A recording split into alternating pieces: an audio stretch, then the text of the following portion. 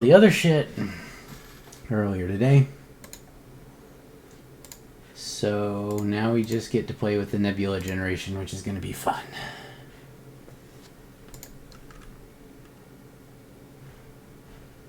There it is. We got our cube map. Oh, well, this will be part of the nebula randomization. We'll be spinning the nebula field randomly. Okay, so.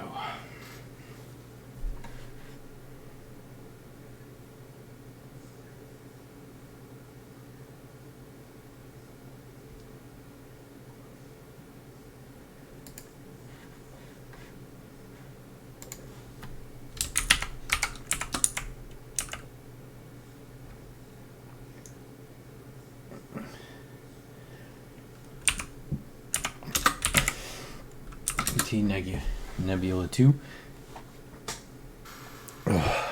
Okay. Now we want to decide what noise we're going to bake.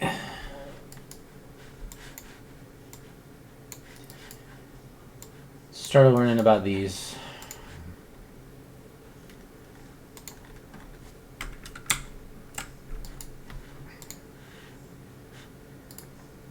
So let's take a look at what noise patterns we got right now. We got one of these.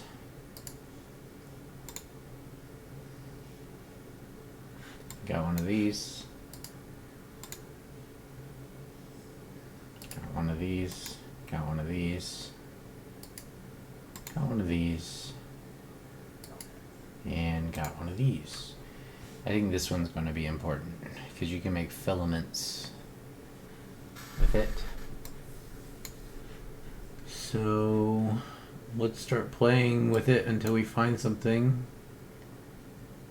that resembles a nebula mask.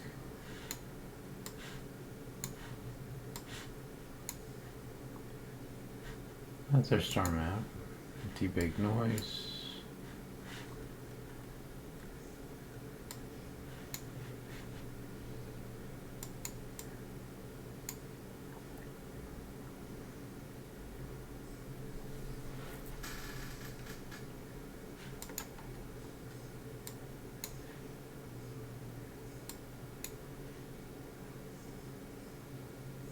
We want something high res. We don't care too much about performance of this stuff. That looks pretty good. So now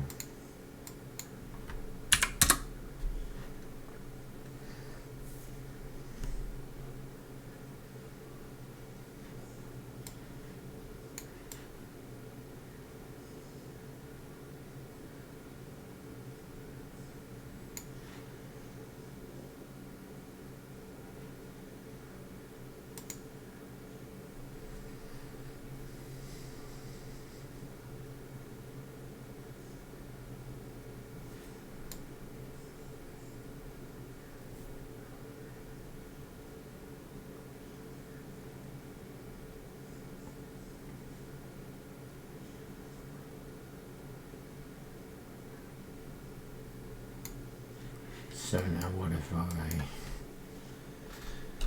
how that start previewing this.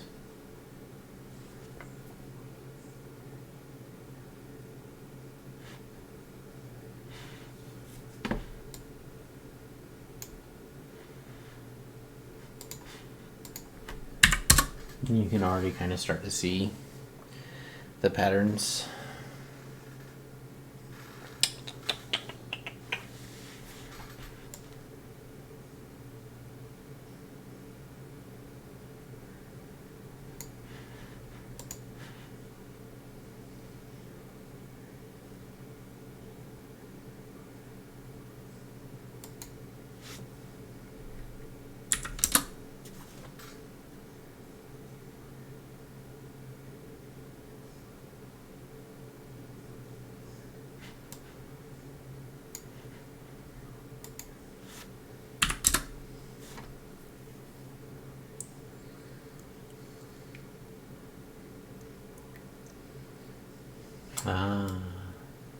That's what blacks it out.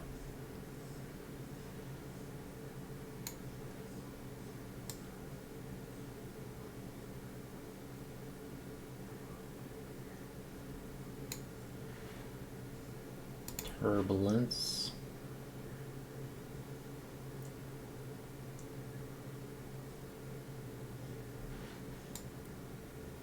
Oh no, that looks much worse. Turb off. Let's go to full level scale. Let's see what that looks like.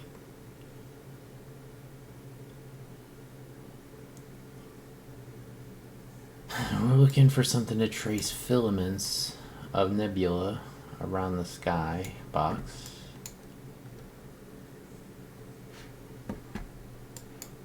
What's the max?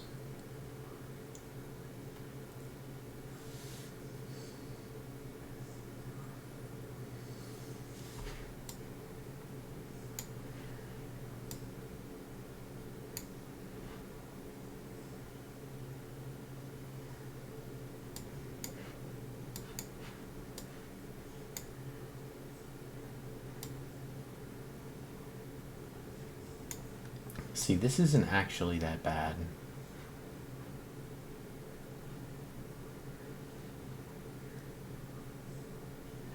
You can do 2 levels.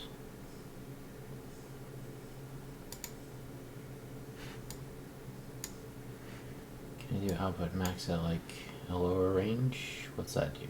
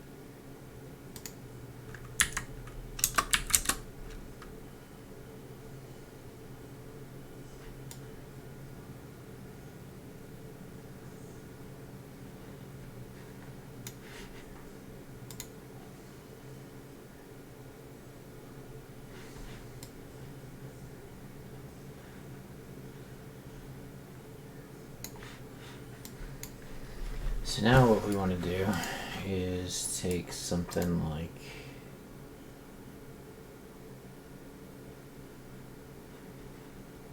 this.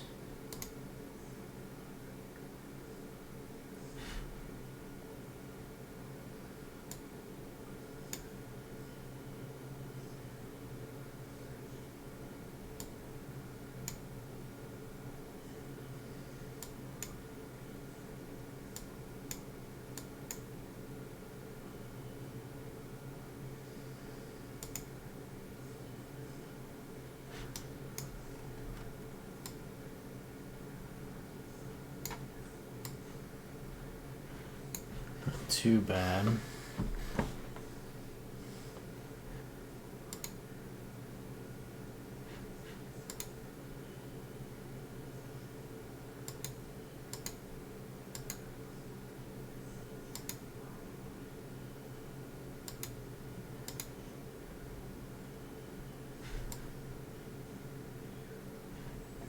I think that's better though. So now what do I get if I multiply this by this?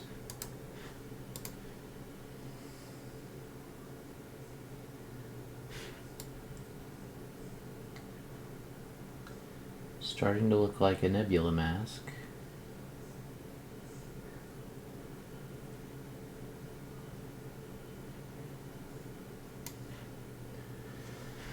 At least one of my nebula masks.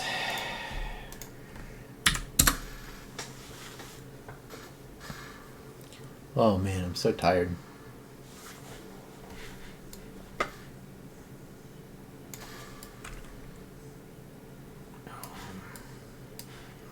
it's not two-sided, that's okay. We can envision what it would look like.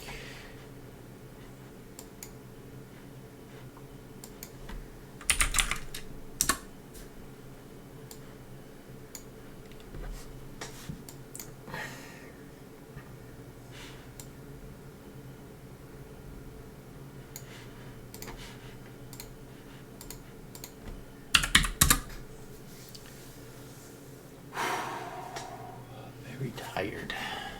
I'm very tired.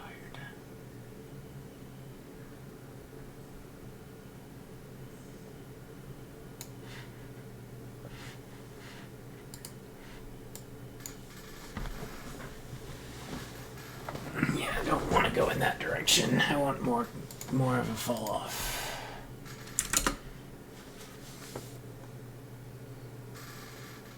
And then I want more coverage. Those are good. Full scale's down. Huh? Oh wow.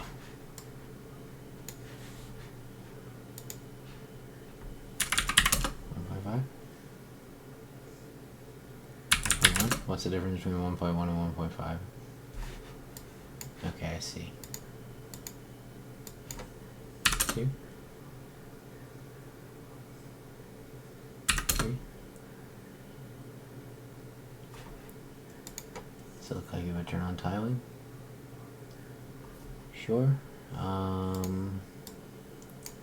about this? Make it bigger.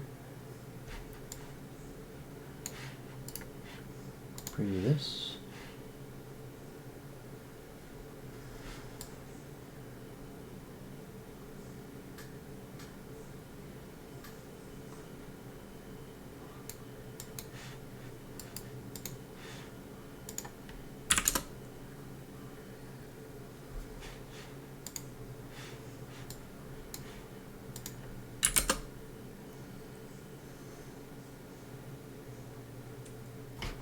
We are basically looking for things that work well together.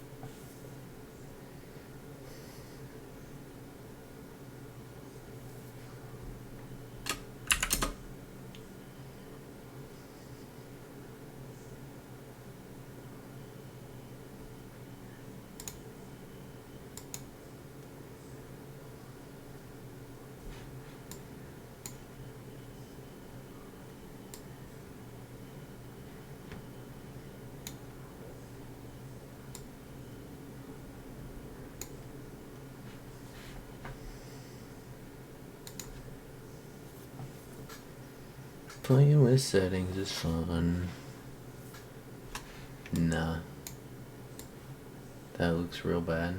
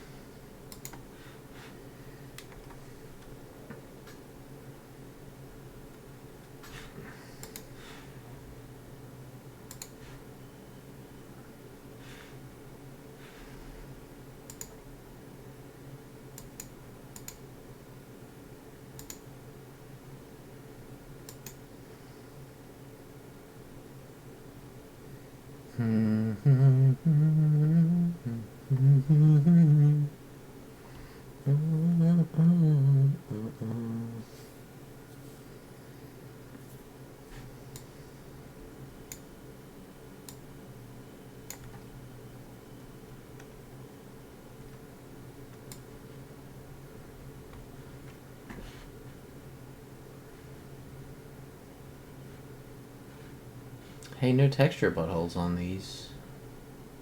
That's nice.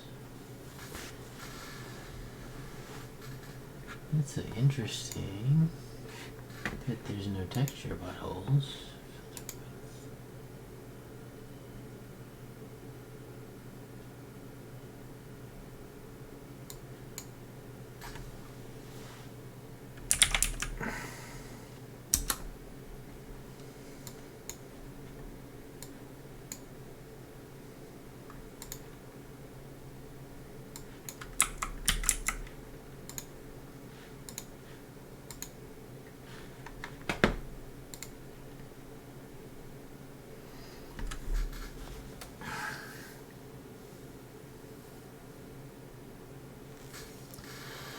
Oh, I'm gonna burn a fat bowl.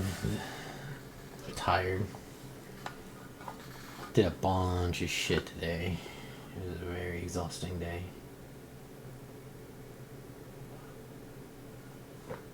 Oh, this is interesting. This changes everything.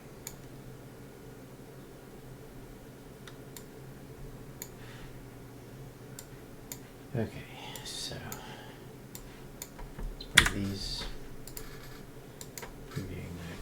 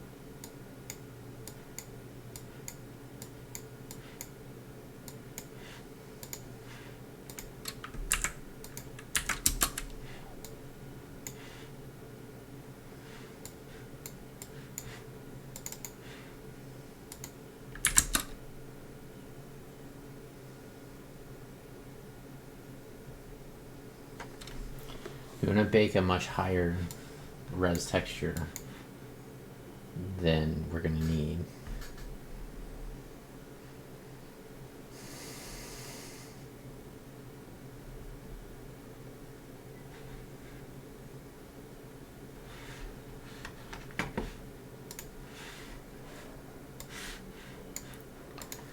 UV5 noise nodes, and then while I do some research on this,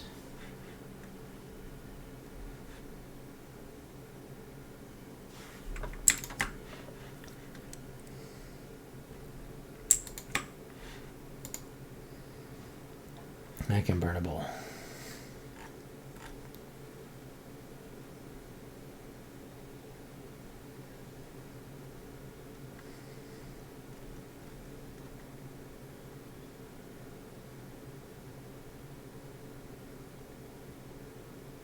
Input is okay.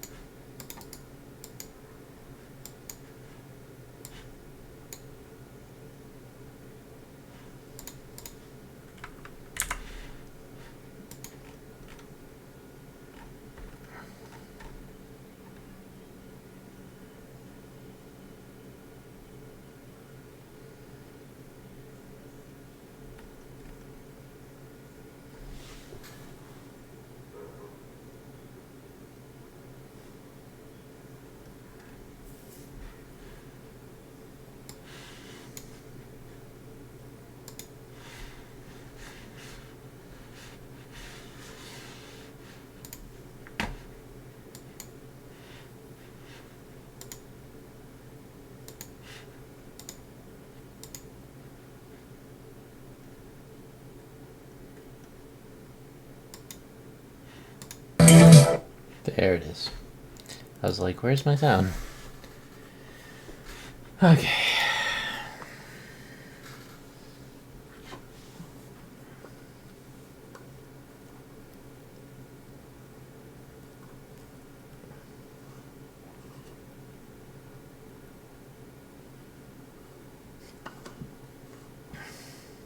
One octave with power of 2. It's basically what I want. For noise, 1 octave, power of 2. No, this is like 5, and this is like 1.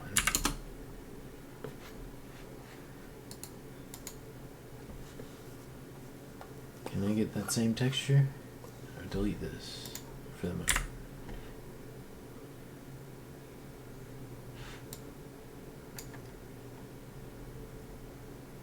It definitely doesn't look like the one he had. 1 octave. This? Is it this versus this?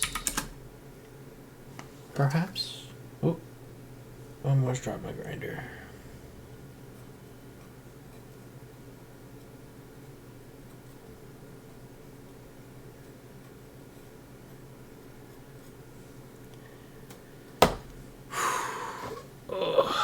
Hurts is all over.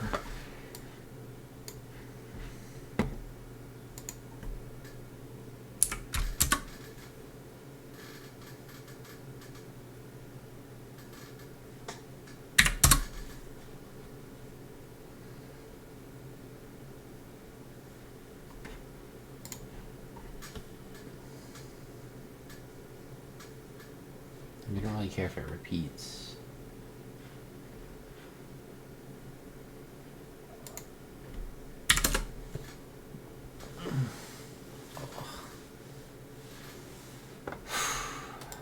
I am fucking beat.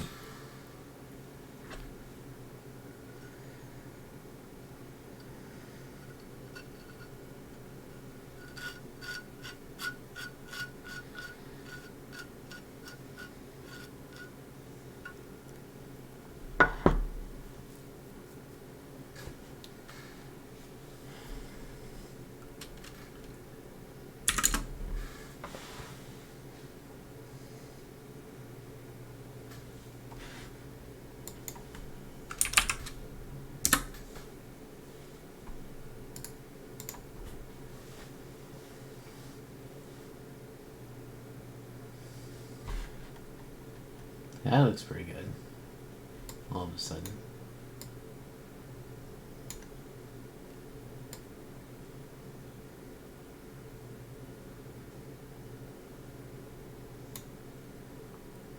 I don't hate this.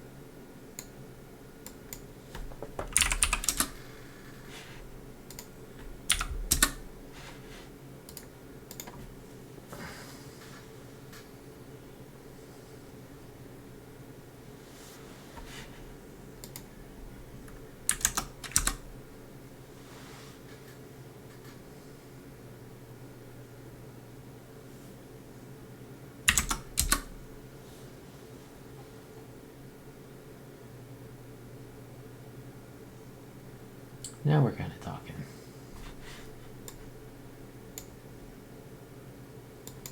Clamp.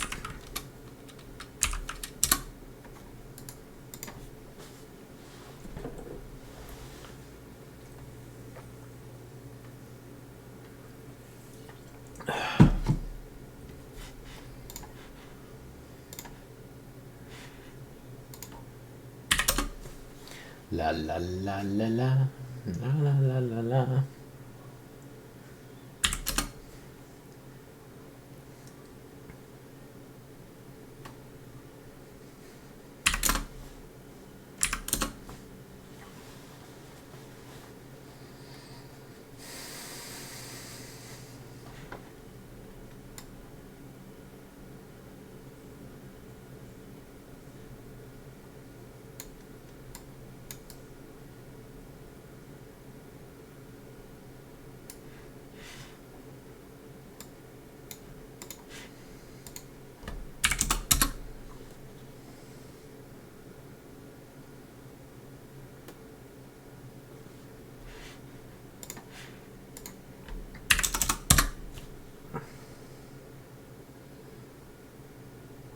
Really just one of the shapes.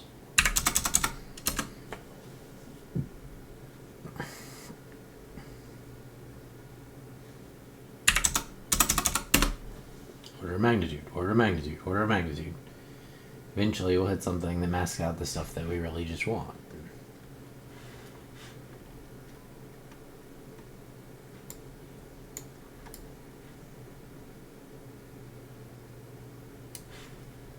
Now, quality 4, increase the levels.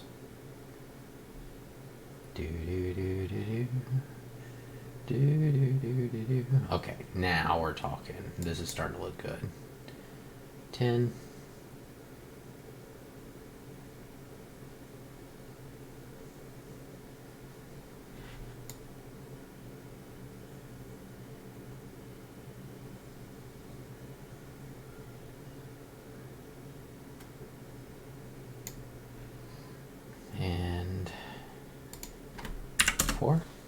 make them a little bit less prominent.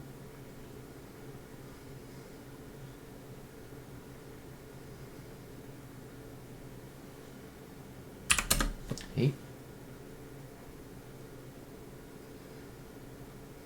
Double it, double it, double it, double it again, double, double, double, double, double, double.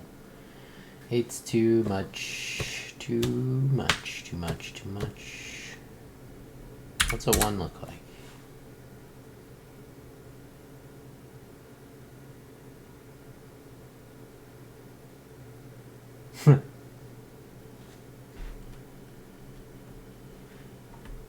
Four.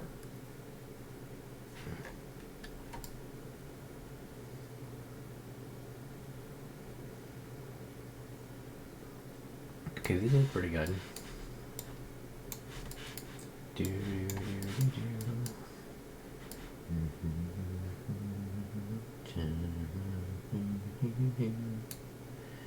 Da, da, da, da, da, da. Vector parameter. Vector parameter. Vector parameter. 1, 0.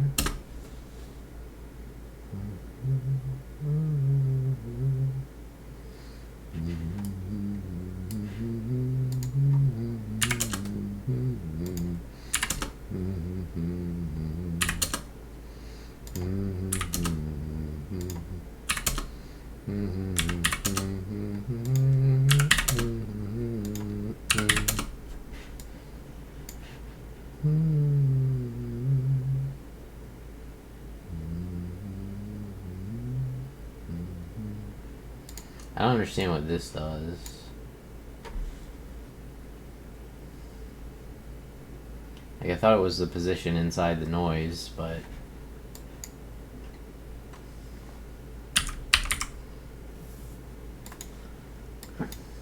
doesn't like that.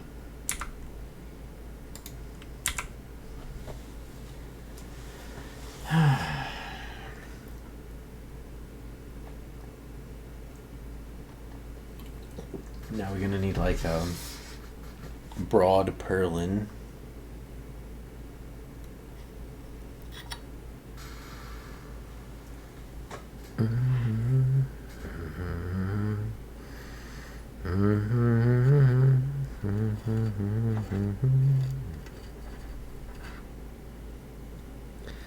I'll put some music on here in a second. Something to fill the dead space while I just fucking fuck with textures all day. Did you not delete? Motherfucker. I told you to delete, motherfucker. Okay, so first of all, 25. A little bigger than that. We don't quite need that much space, I don't think.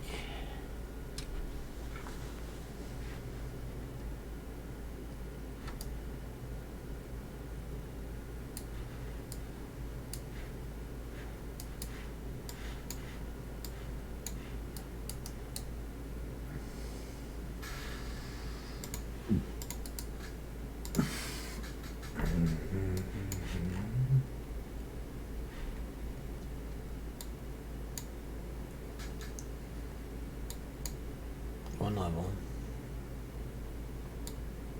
2 levels, 10 levels. Scale can be bigger, maybe? No. Opposite direction.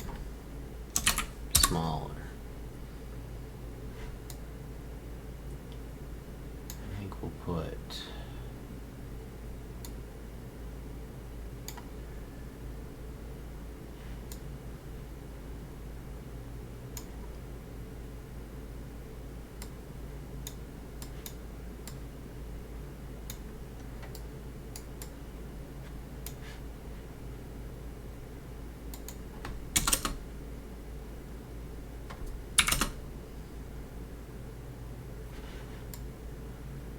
that's kind of cool.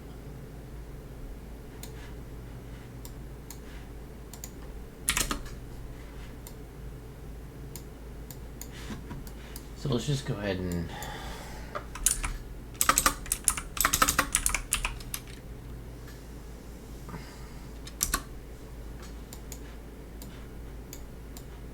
multiply it with this, start previewing this node.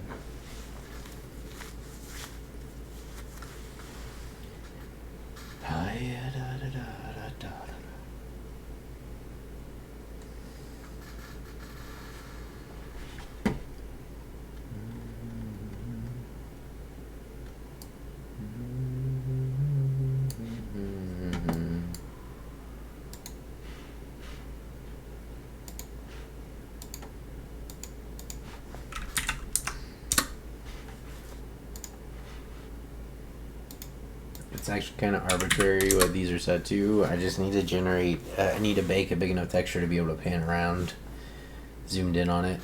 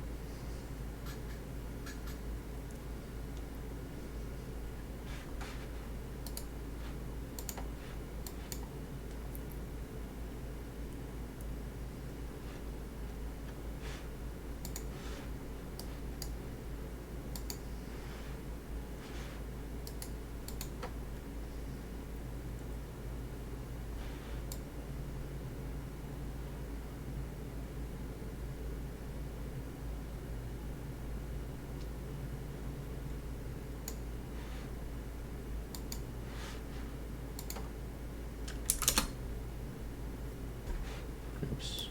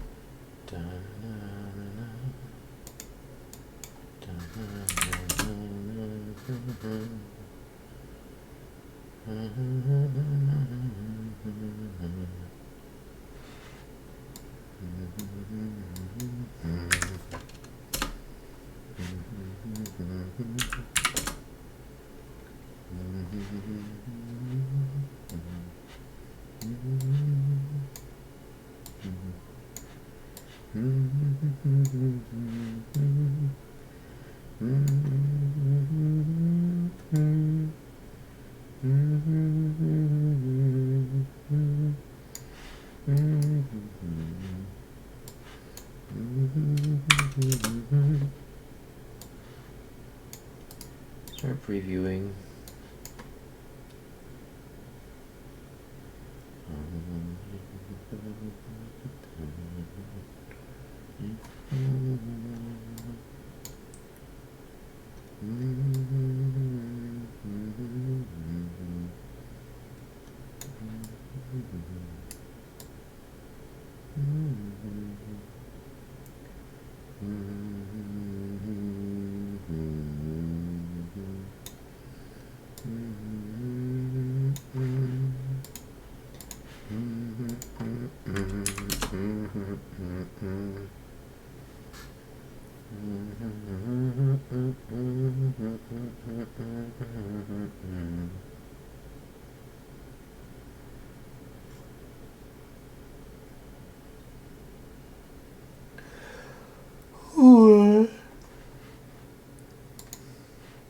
So a better way to view this is probably like this.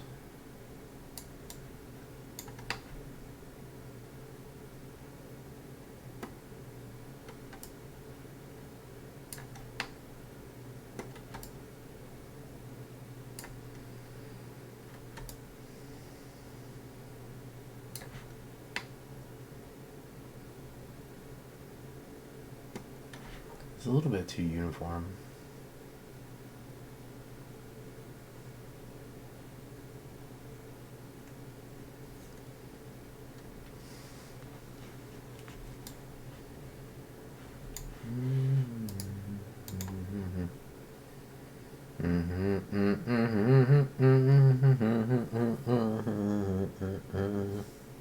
Shouldn't you have already had to compute this? I mean, it was in memory.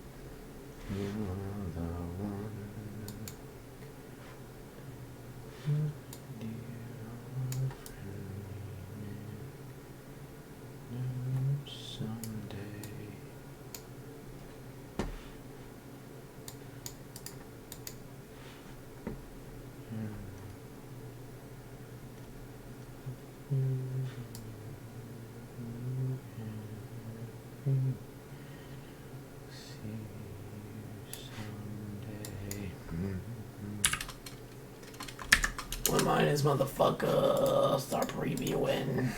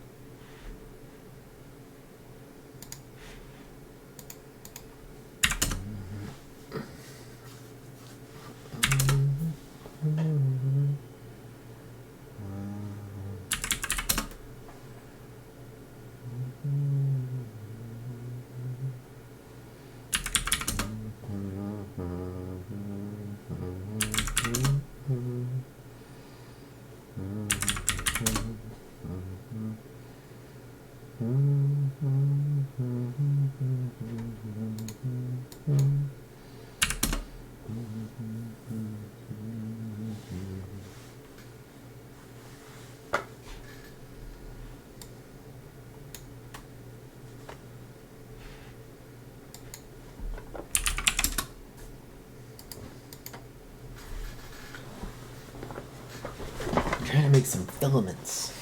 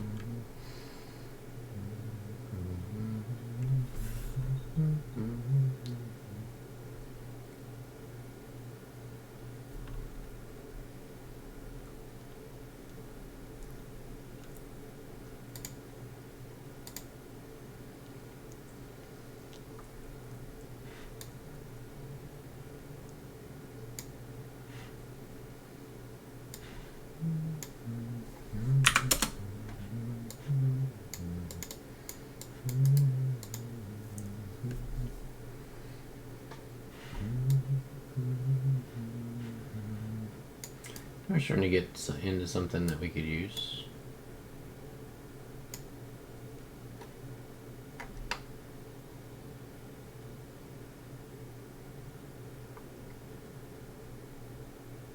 Got some real nice nebulas in this one, actually. I just wish I didn't have these.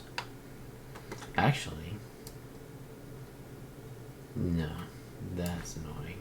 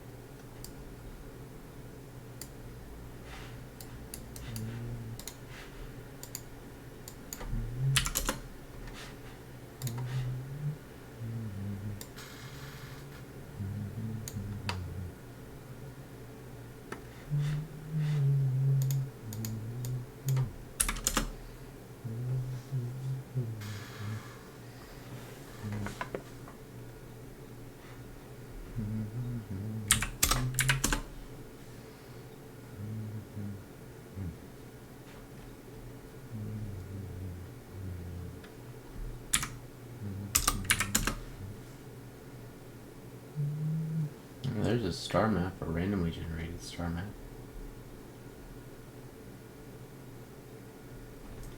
We could use this for like some background stars.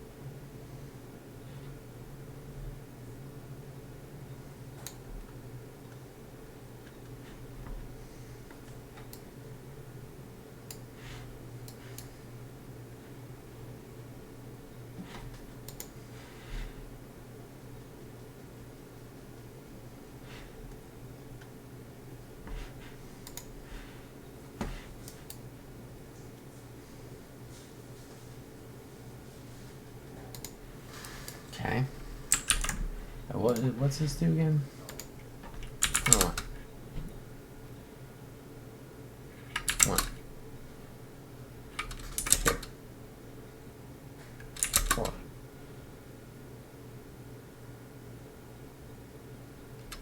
And one. One.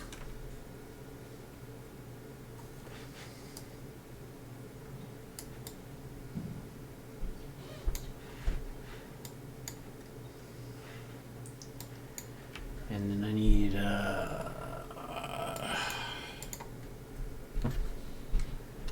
gradient computational. So let's play with these guys. This is like a purlin here.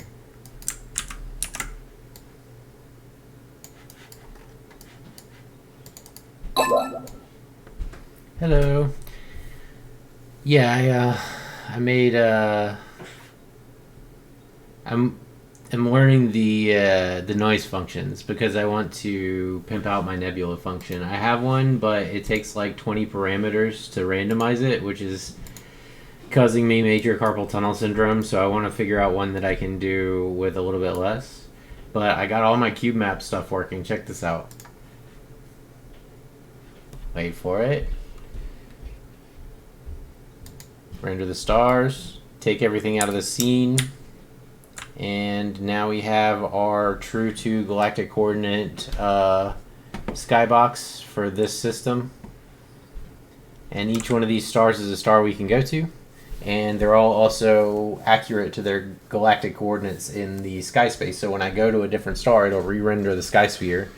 And the new sky sphere will have newly updated star positions that all correspond to their actual places in the universe. And not only that, today I also came up with this little hack around. So my universe was 40 by my universe was that size because that size happens to correspond to what I can use to build the max and min int 32 seeds that I need for a given system. But I went in and I wrote my own randomizer function that can do 64-bit, sort of. Where'd I go? Solar system? Here we go. And this is what I'm using now. And now my universe size is... how many is that? Now my universe size is...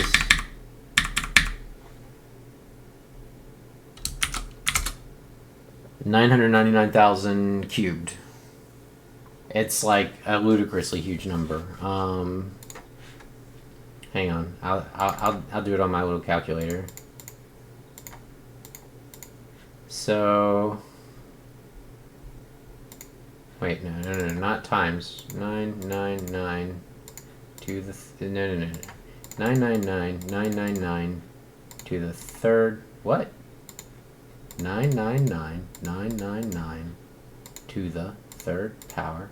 Okay, so I have this many galactic coordinates,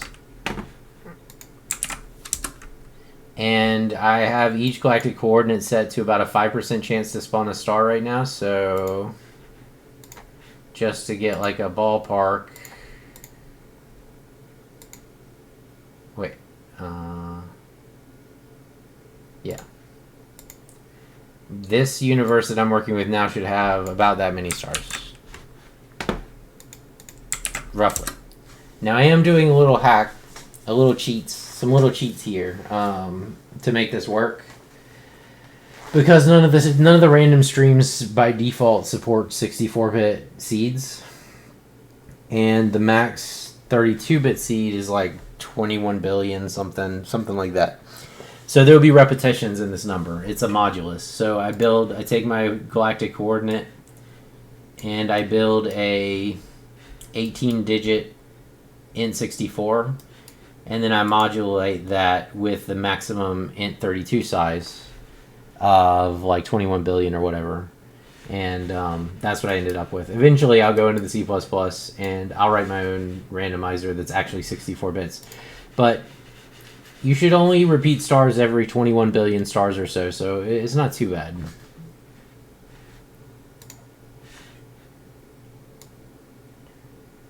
And it lets me get rid of the annoying, like, size 40 z-axis, and now it's like a true cube.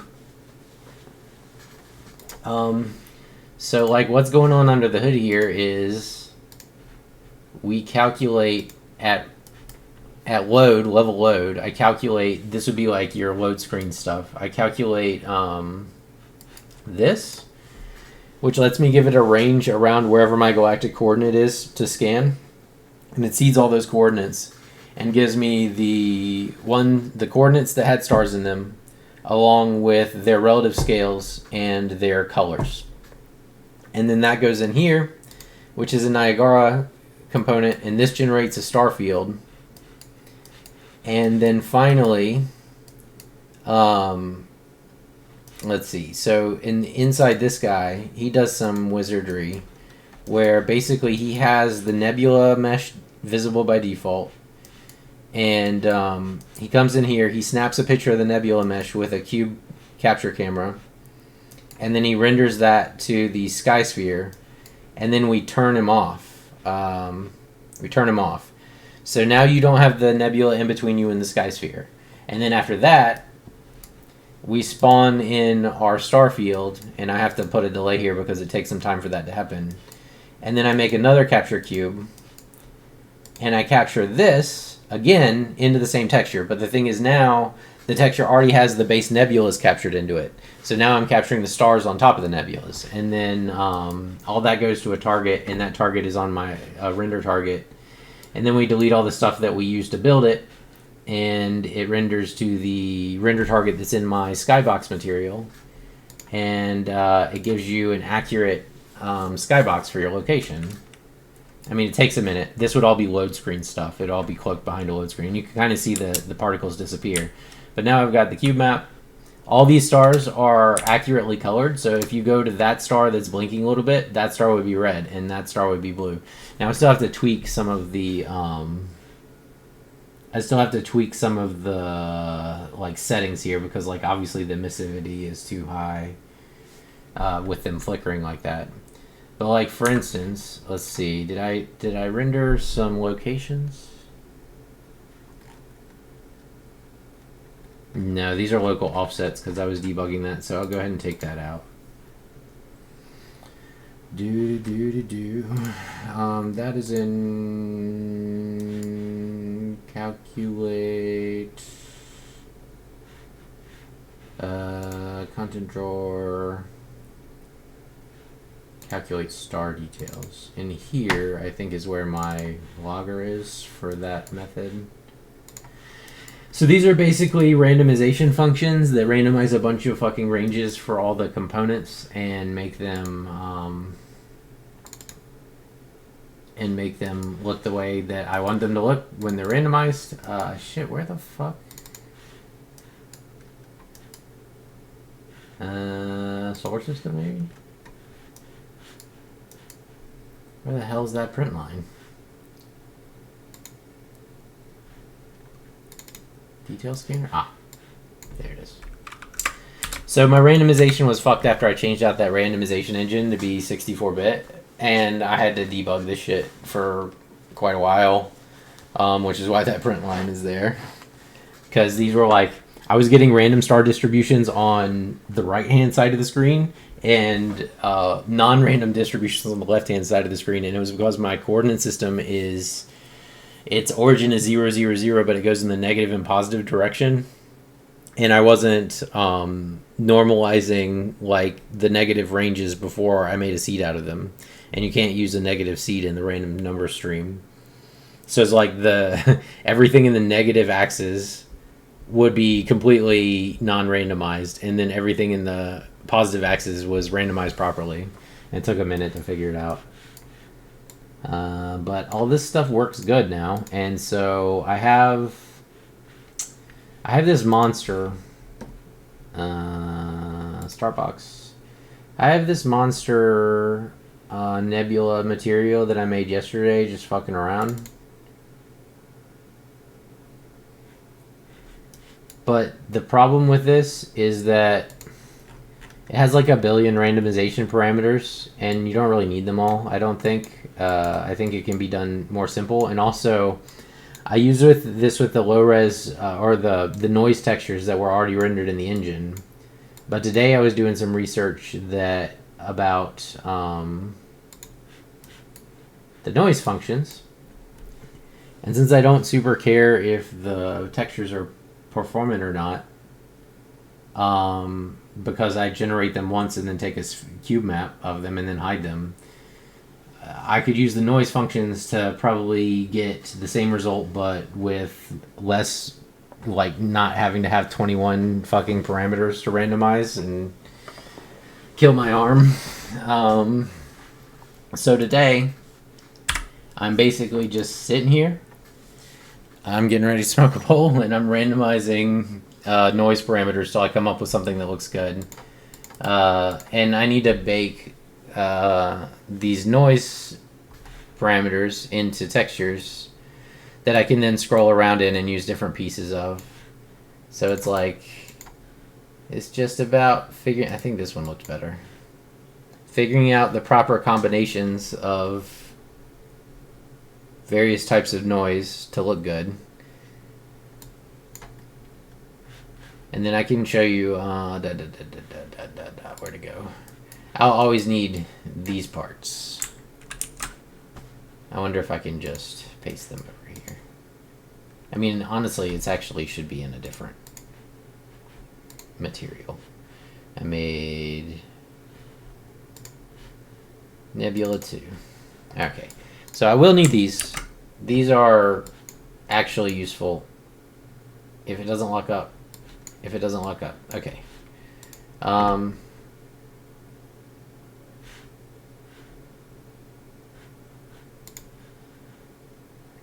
didn't need this one. I needed this one and this one. So to do the colors, I feed it 4 colors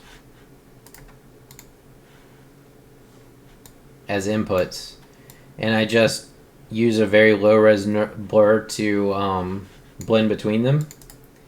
And then what I'm building now, the noise, is what you use to mask out these colors. So you mask out the black parts, and you're left with these nice, like, blended gradients. And yeah, there will be a material instance once I have everything working, for sure. But I'm still fucking with it at this point. And then, like, obviously, I can randomize these colors and pass them to this, and I'll be able to randomize whatever parameters I decide look good still, but can give me some variation in the nebula. So tonight, what I'm hoping to do is come up with a good texture. Make it at the very start. Yeah, I know. I think my skybox is actually using an instance. Yeah, my skybox uses this one right now, but that's what I'm trying to replace, is this empty procedural nebula and empty procedural nebula instance. I'm trying to make my own versions of those with the actual noise functions, because, like, I just cobbled these together with the baked textures that were already in the engine. But if I can make my own noise and have a variety of noise to pick from, then I'm hoping I can get some really good results.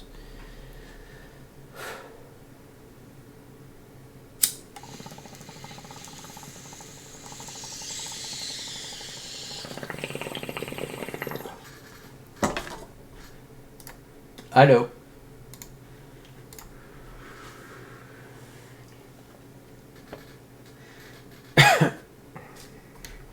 This texture here, the noise texture, this is not intended to be used at runtime. This is going to be used to generate. This is going to be used to bake some textures for me and make them once I come up with some good ones.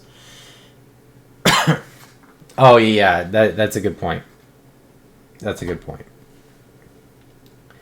These fucking noise functions are slow, though.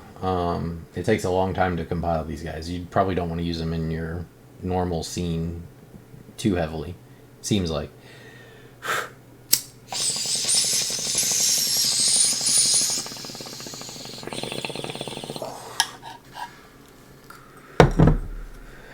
So I was gonna... My plan was to just put on some shitty royalty-free music and zone out and fuck with noise textures all night.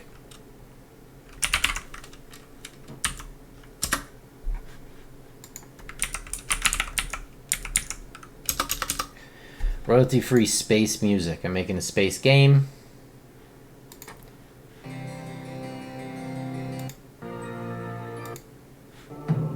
That sounds bad. And I don't trust some of these. Okay, let's try this. Okay. This guy's usually okay.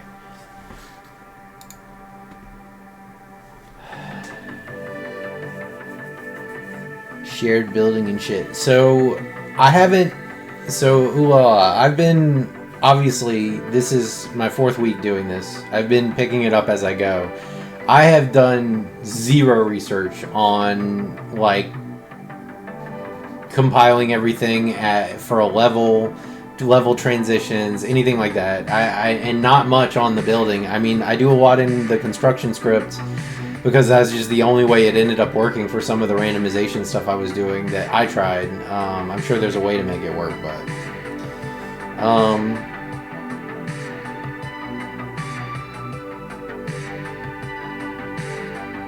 yeah, I'm on the East Coast.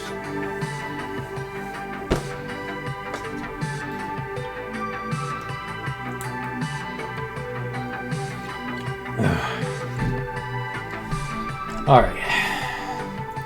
Fucking with noise. So, I'm starting to realize that I don't need most of these. So, there's some other cool shit I saw that I'm gonna do eventually with 3D noise and Niagara particles, where you can make nested particles and then you can crop them out. This mat is a mask for the color mats, for the colors blends that I just showed. Yeah, well, the skybox is gonna be deterministically random for each place you land in, and it's gonna be accurate to the actual galaxy because it already is. But basically, I have to figure out how to make a nebula mask that I can randomize and parameterize. I already have the colors. Like, you can do a color blend and it looks good when you mask it out with this stuff. I'm not worried about that. I need the black and white mask. Yeah, I like to overcomplicate. I'm learning. I like to take the hard way on everything. It's fun.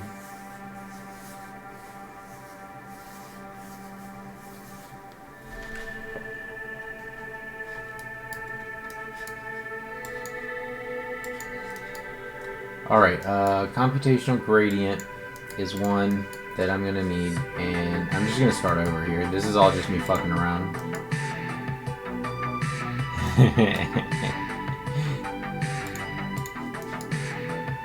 I'm purely doing this for my own entertainment.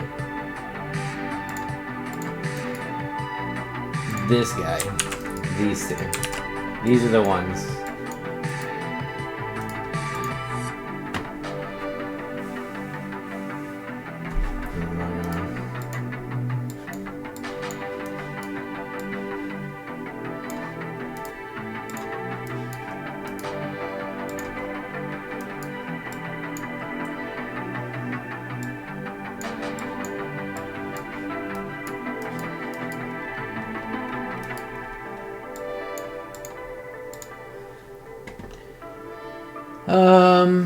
Actually, this one's kind of shit.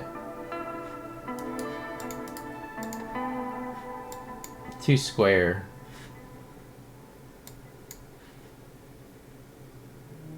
Maybe.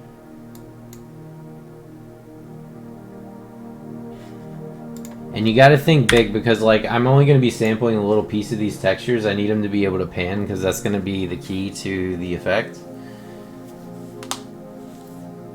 To randomizing the effect, basically, is you pan two nebula masks that are slightly different and cross them each other and have them mask each other out. And that way you can randomize them pretty easily. But you gotta find the right two patterns. Or three. Hello.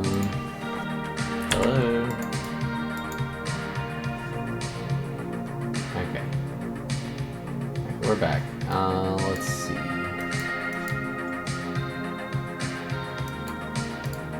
This one makes, like,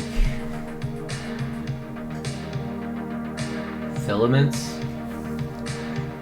So it's gonna be important, but I gotta find the right setting for it.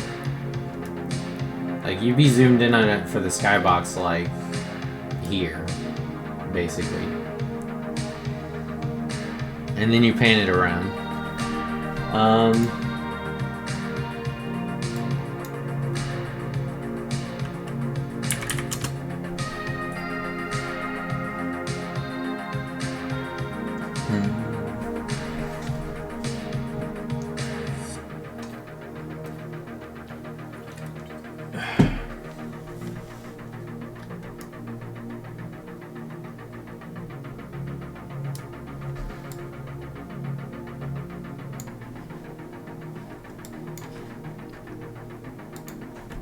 this do?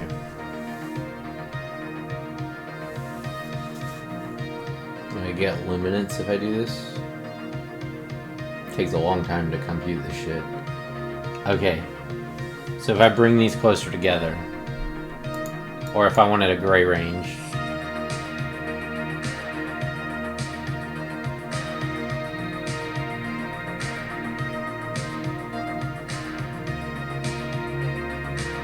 yeah, that's basically what I'm doing though, dude.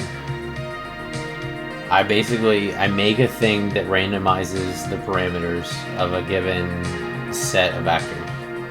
And like, all you gotta do is when you're making the actors, everything has to be driven by randomization at a base level. But as soon as that's the case, you can connect it into a randomization system that's just like arbitrarily huge. Like I can already make multiverses with this.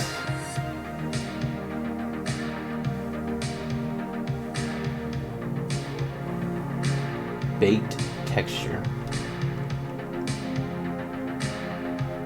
Because of the way I want to do it. Because it's fun.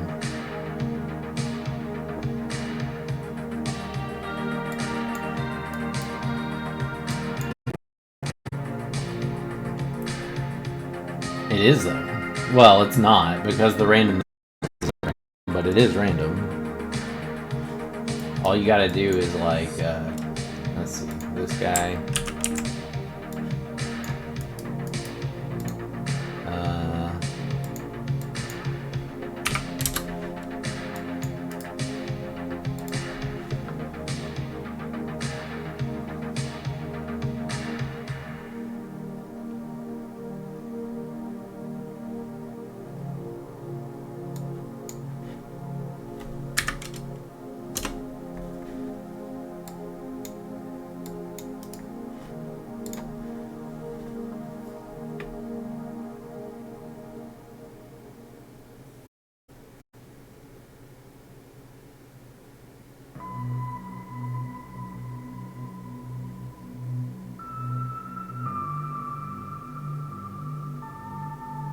Yeah. I know. It already works like that. That's what I'm saying.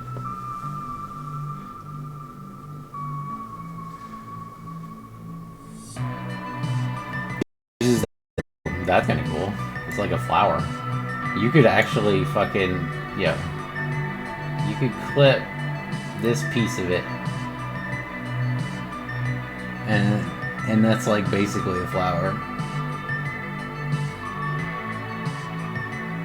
You clip this piece of it, you find a flower, you use this to mask the color, and you shift colors. It'll look cool. But this is too much of a pattern. Like...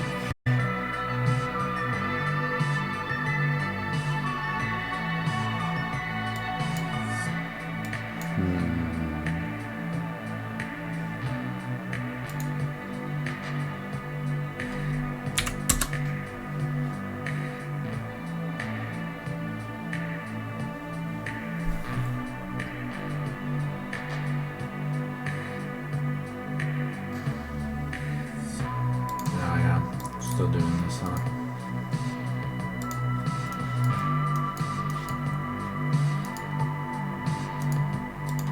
What was this one? I had one or two of these nodes that was like decent. No, not that one though.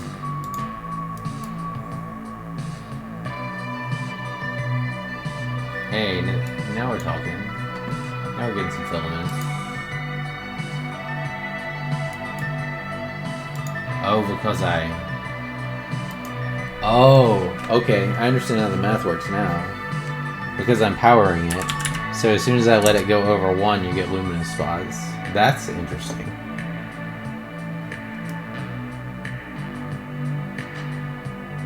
This is getting there.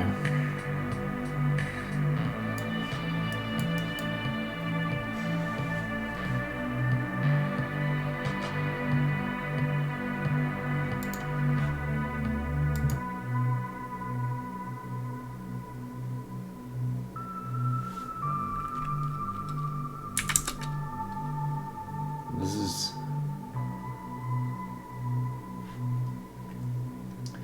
Okay, so this actually looks kind of like shit, but it's actually close to what I actually want, because this is just going to be used to mask out more noise. Let me see.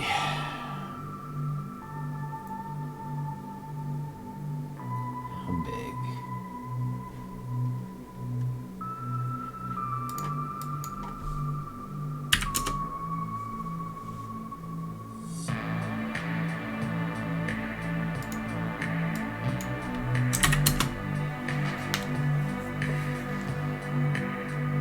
No, that's way too fucking... It's huge. Let's do 2.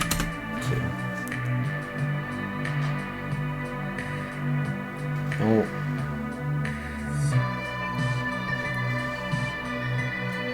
So now we got this one.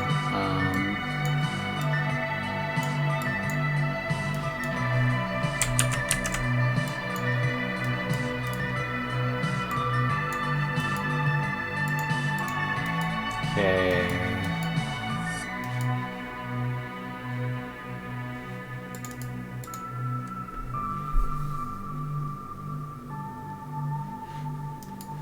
Probably use that right out of the box.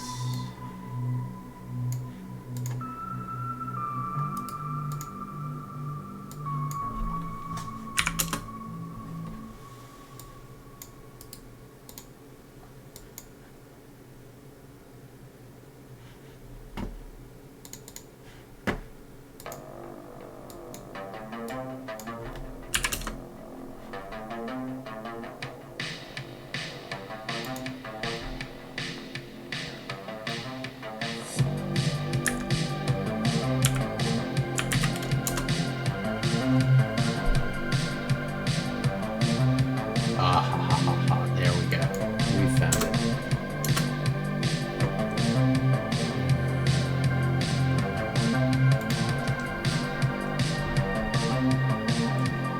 So if I go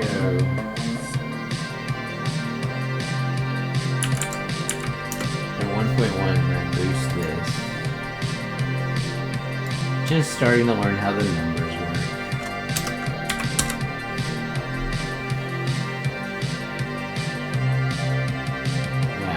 Fade it.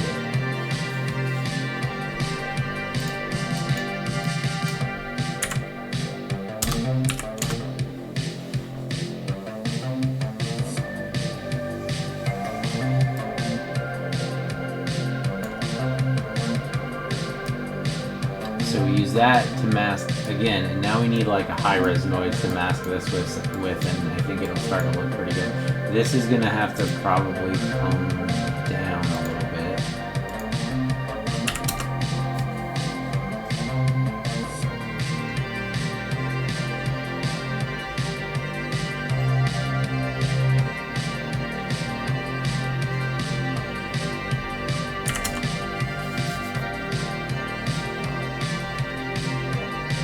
Okay, now I need... not that.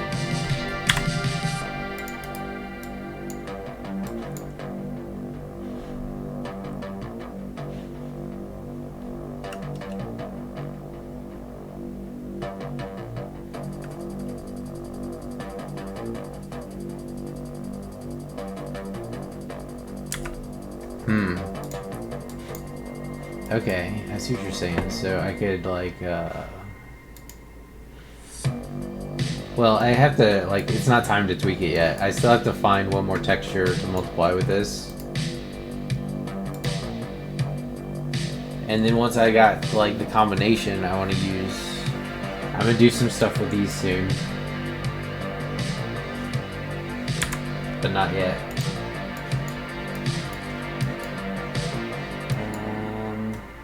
Gradient. This is basically curling, I think.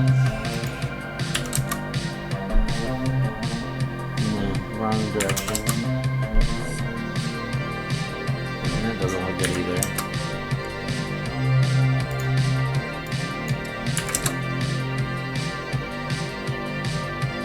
Oh yeah, I know what I can do here.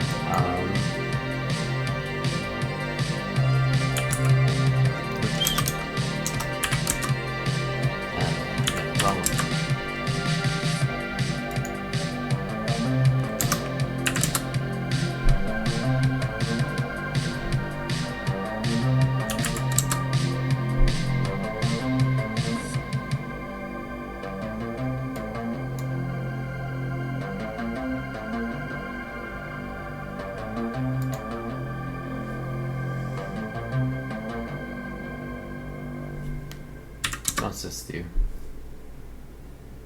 I see. So if I was then to do like 0.75, that's a little much. What about 0.75 and like 0.1 and oh, wrong direction. No. Point.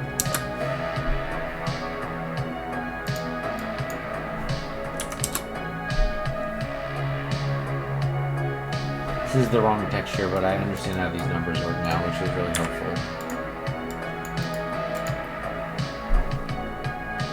Okay, here we go. I can make this one work for sure.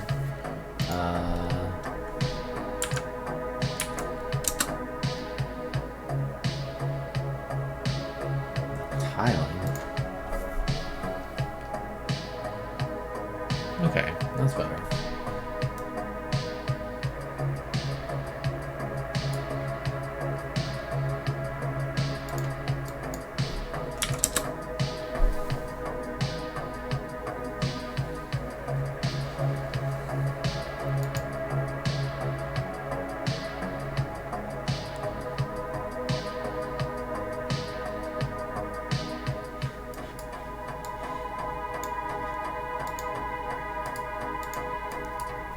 I think this was the one.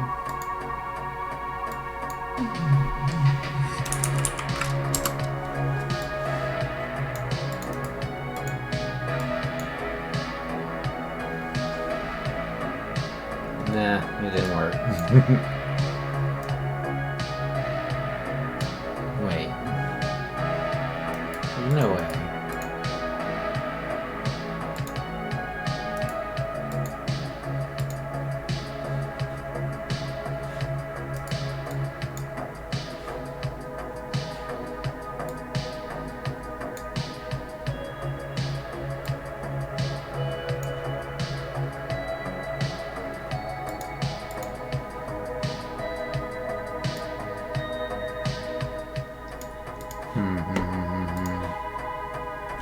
I mean, I need to make this so high now that I can control the color range.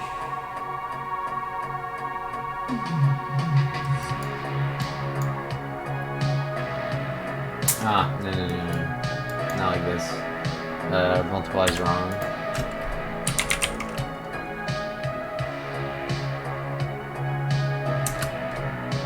No, not the many. Just a simple linear 888.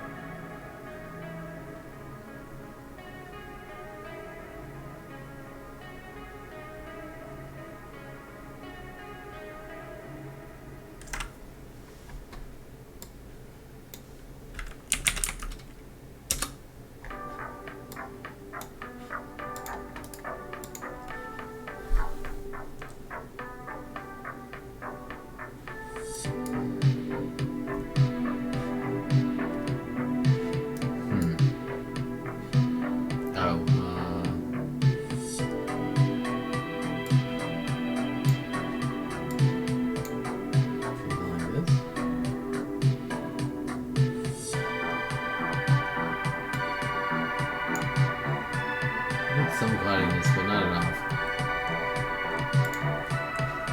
I think I'm gonna have to tinker with this.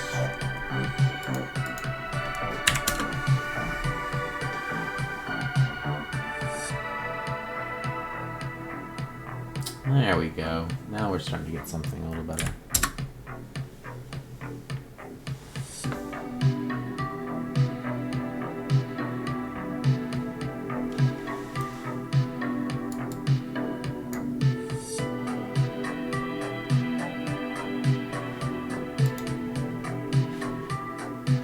Oh. I know one thing I can do with this.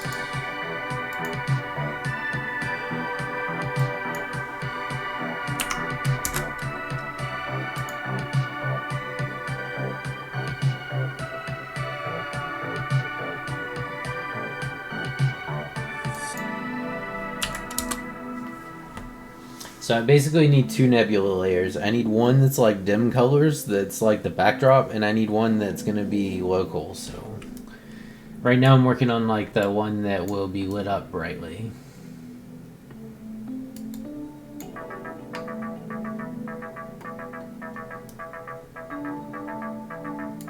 It's two.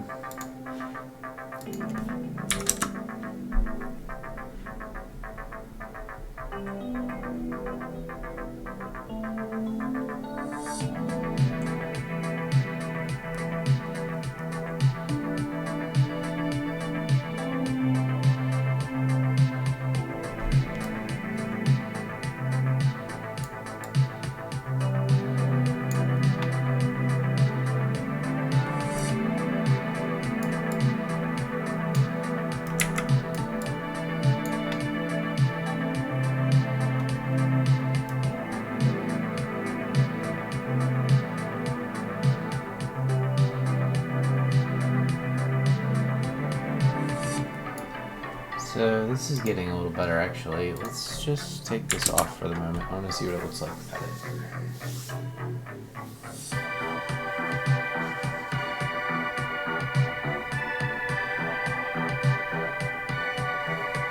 Okay, I think the cells are this.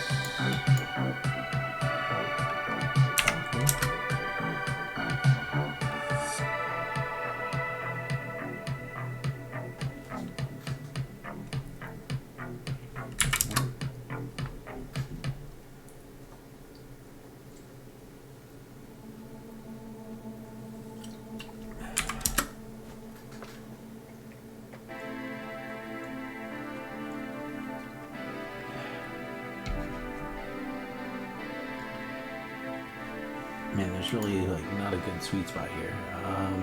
This needs to be lower.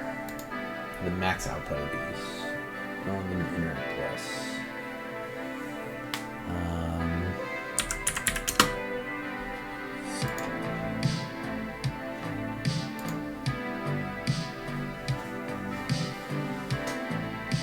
I'm back to where I started. Let's bring these together a little bit.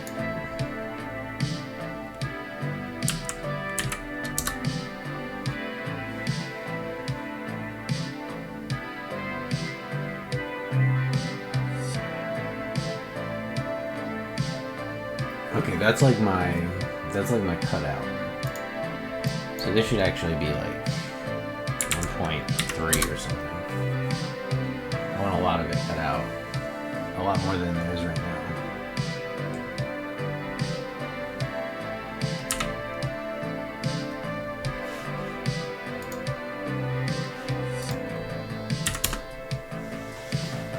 Put the power back on it.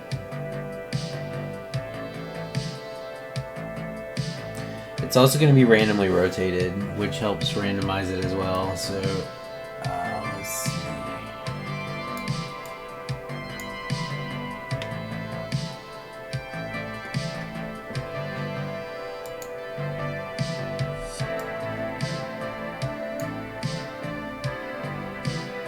What if I did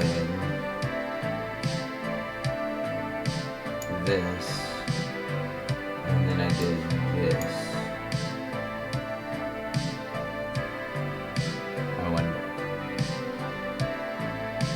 I didn't mean to connect this one actually.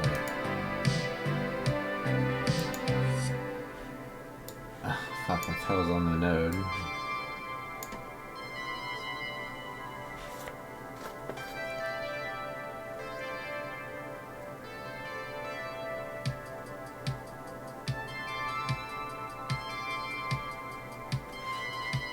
What?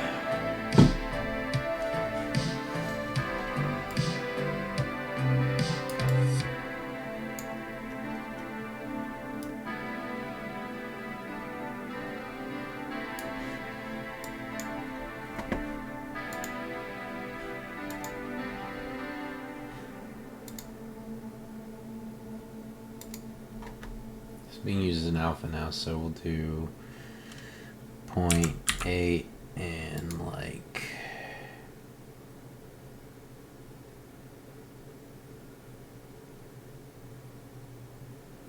negative 0.2.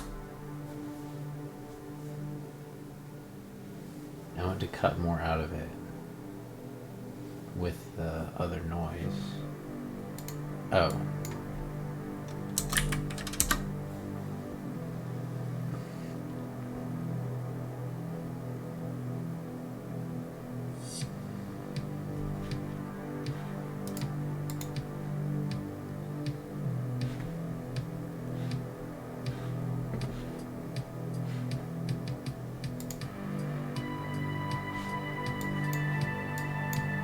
Just out of curiosity.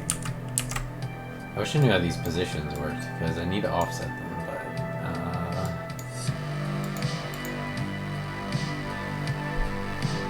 still.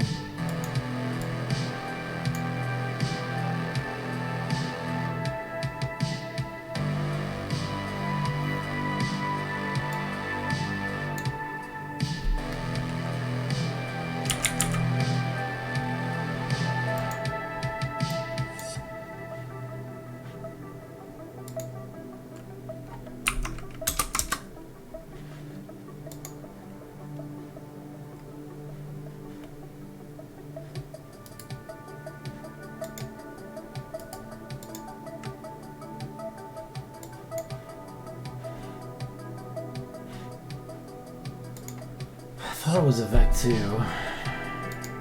Is it like this?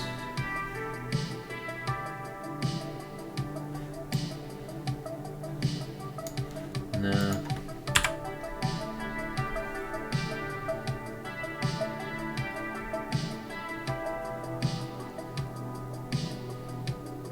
I guess I could use it with something that lets me offset it. Or I could just output it. This one's pretty good, actually. It just needs to be bigger for output.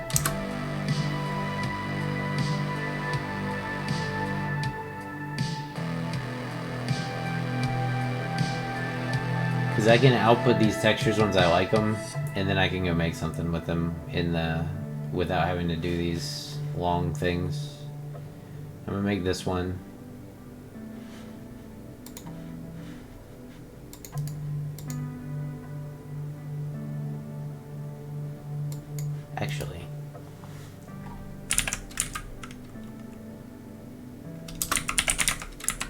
Actually, I know.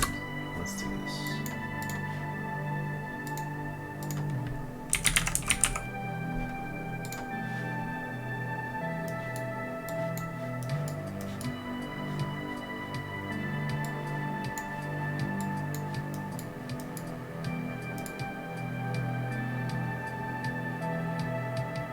What will this be? Word.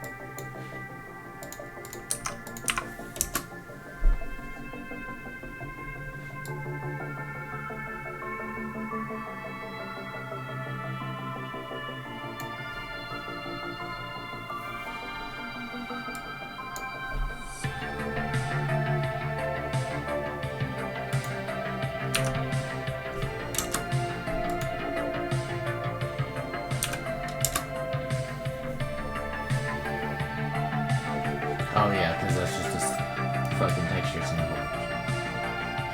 So I don't want to do this at all. I want it full size here. Because it's going to be used to mask out big chunks of this other one. So now...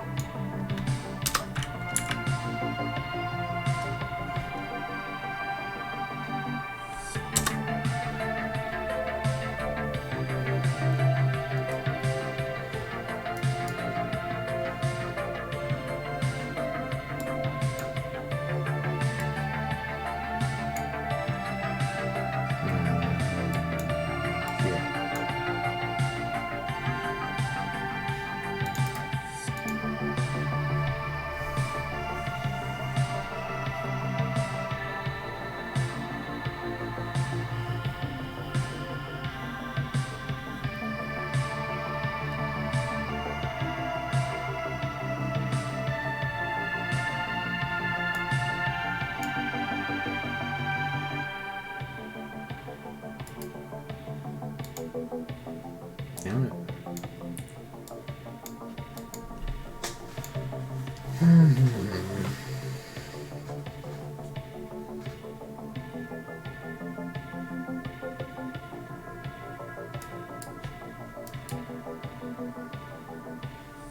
I'm just gonna get rid of this. This is a decent chain of notes here.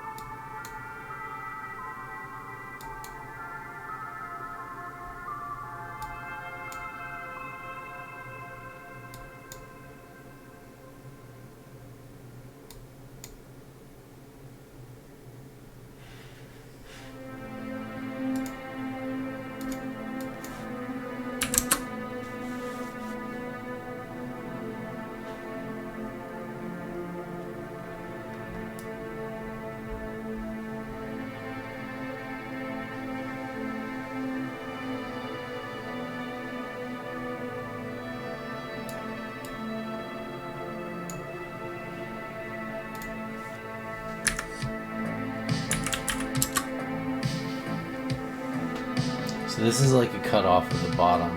It chops off the bottom. Minus 0.5. And this would raise the floor a little bit. And this is still not nice. So I need to raise the floor on all these noises and figure out which one I need. Texture base.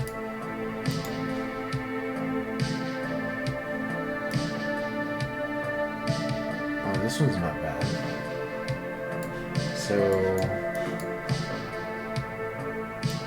this one,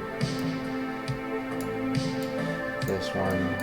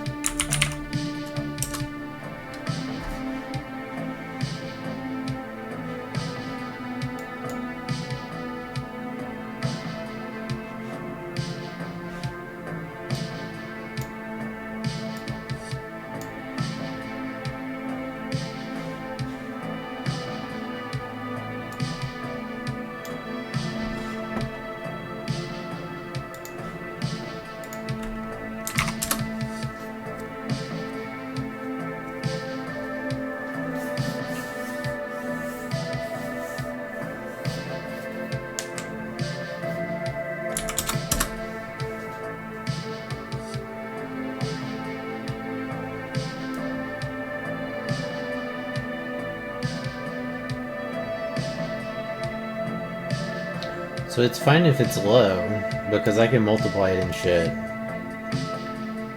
I'm just looking at overall patterns. This needs to be like this.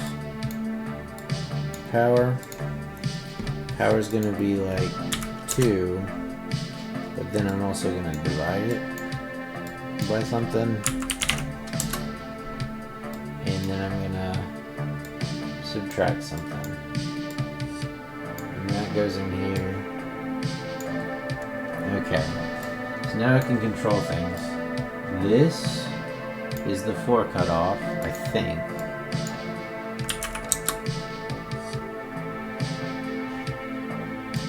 No, it's like the opposite. Subtract negative 25.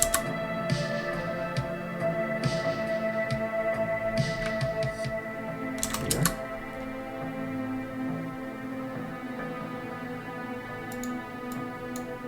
.1. It pulls things out until it passes a threshold, and then it becomes something else entirely. Which is kind of good, actually, for my purposes. And I can bake this texture and then just do this with these and not have to worry about it being slow.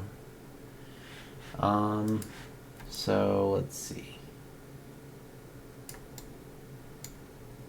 So this is for the inner layer, close up nebula. It still needs more chunked out bits. This goes up.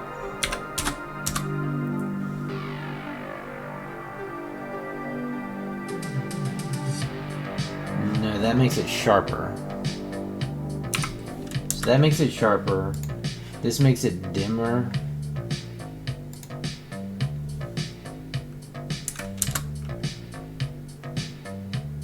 This makes it dimmer.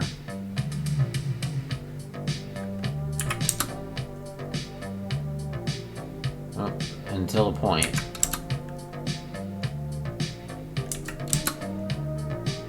About right here. And this chops off some of it until it doesn't.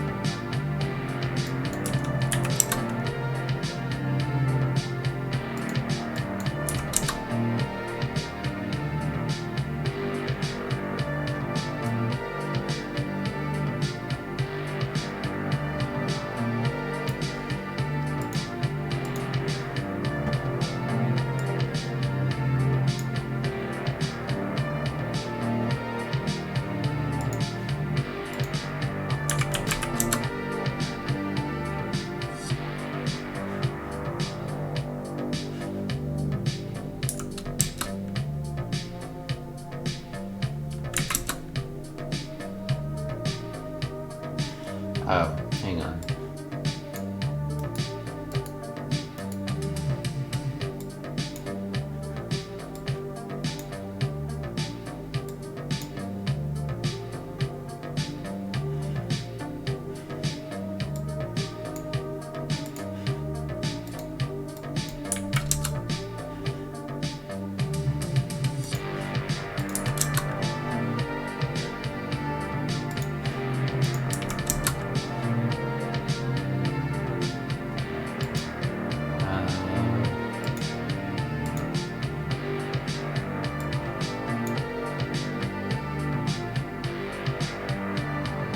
There we go. That's close to what I was looking for, actually.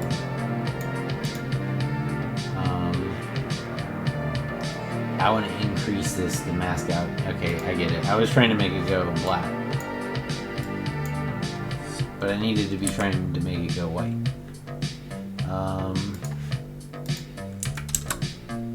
This will increase the sharpness, I think, still.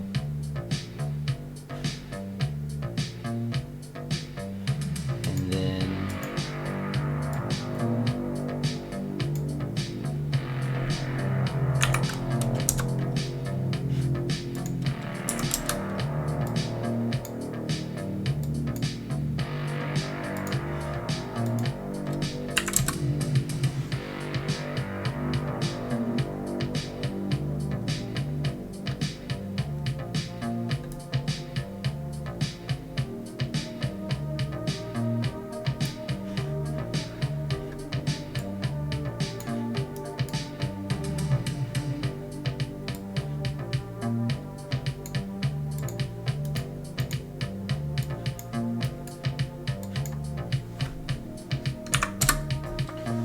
What do I get if I just multiply them?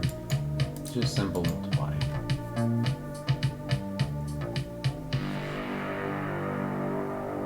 Okay, we can work with that. Actually,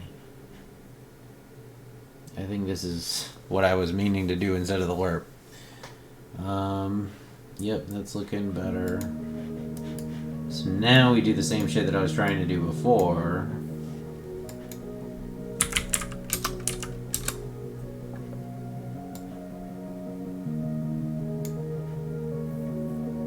And I can bring the whole thing down with this.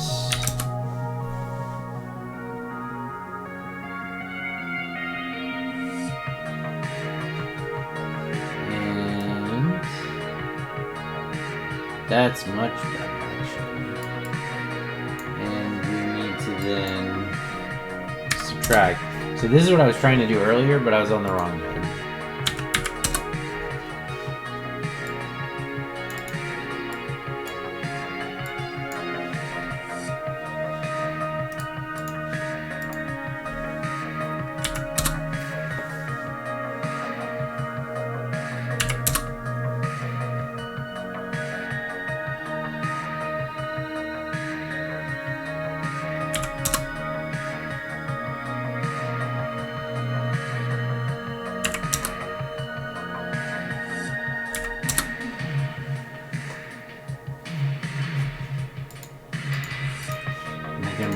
Up with this, I think. No.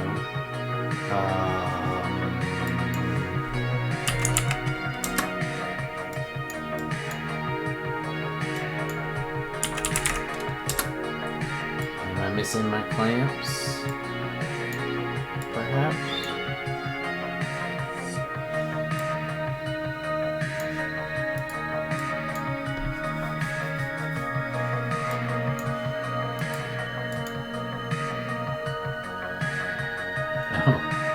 It's all into that, of course. Get rid of the subtracts. Okay. Okay, I see what's going on.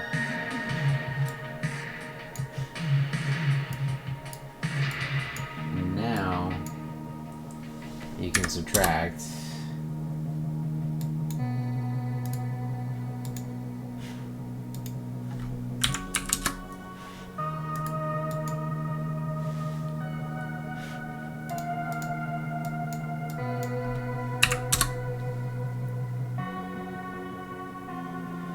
There we go.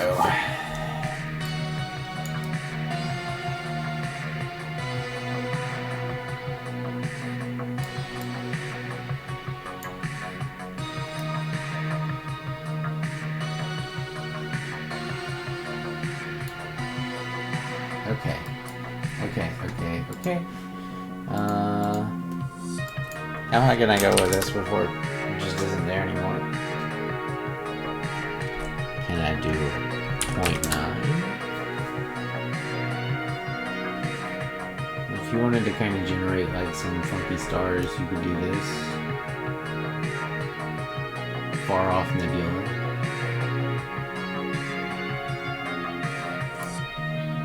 But it's kind of overkill. Subtract none, you get this. If I subtract 0.3, you get this.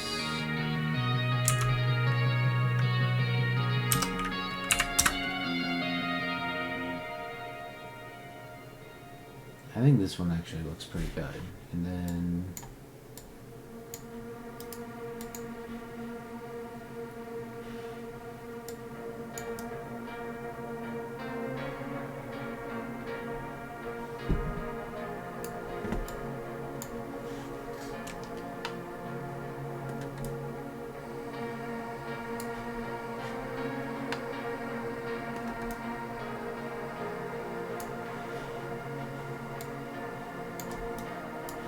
okay, this is the first one that I think that I could actually use.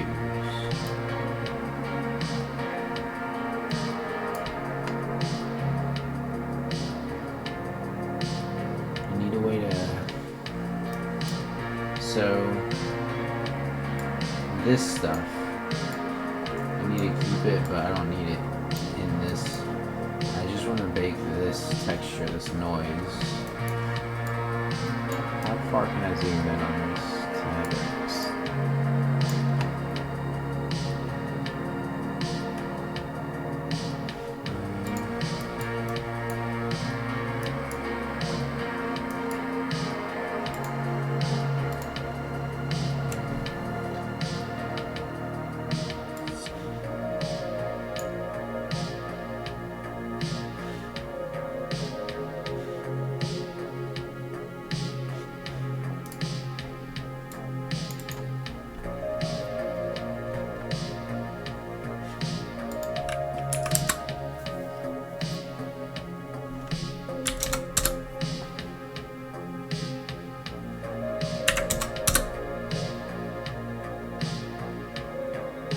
This is close to what I actually want this to be, I think.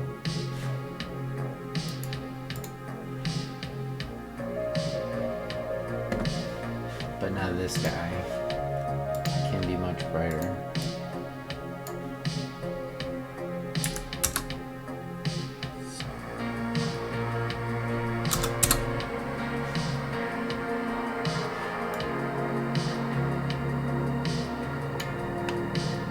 Might be usable as a background texture. Oops.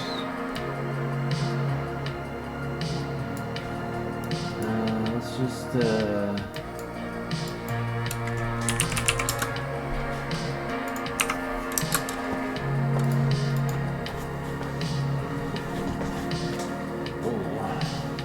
wait, was it this one?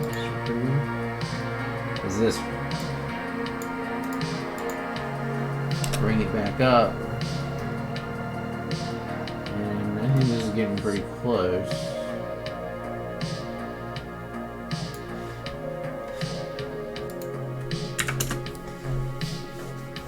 Bring it back into range.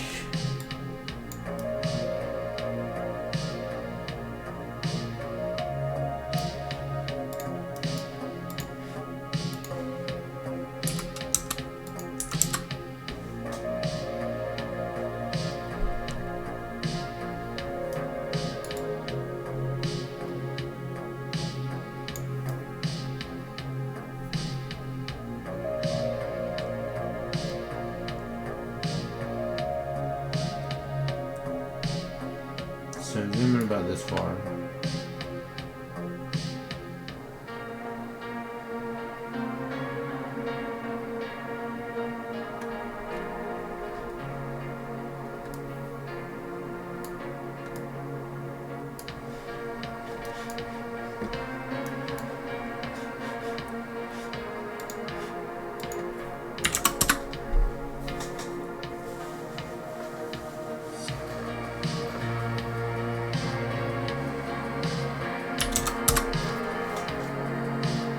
I'm going to test the limits.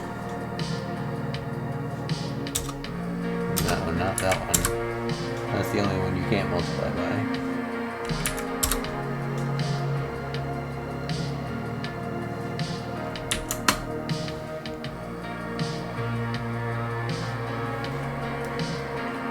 So we snap a piece about this big.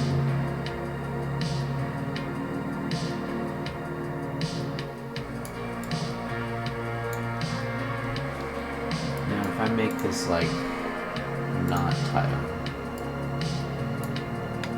what happens?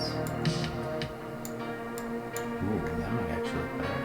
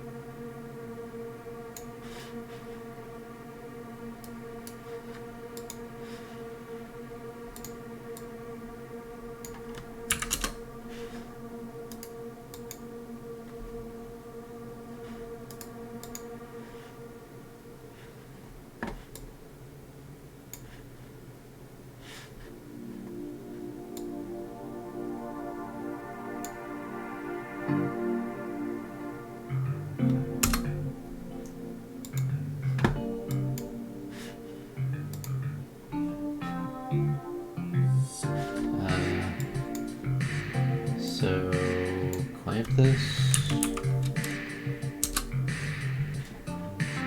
And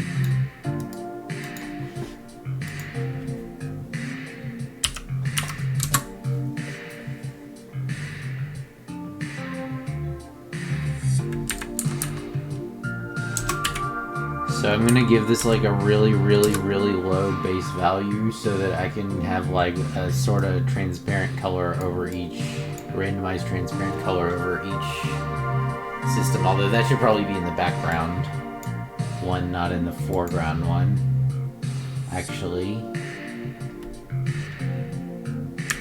0.1. No, can't do that. 1.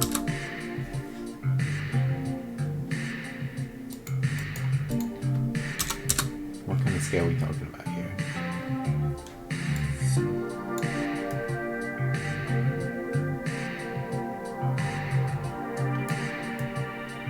I think this is gonna do. So now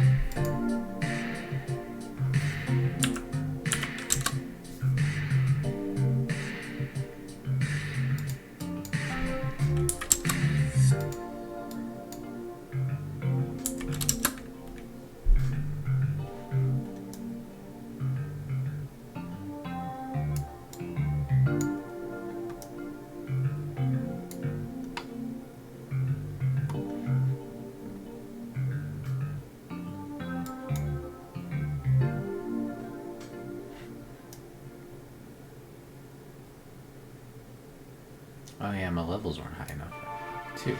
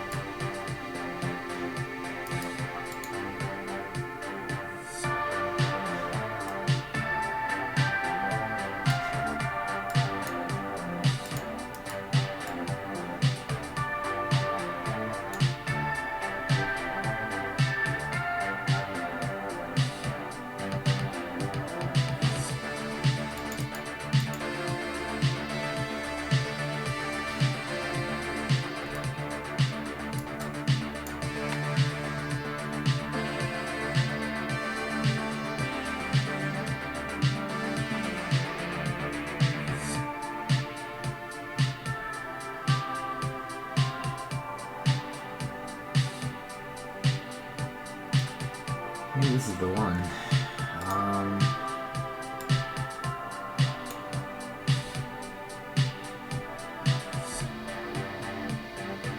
No.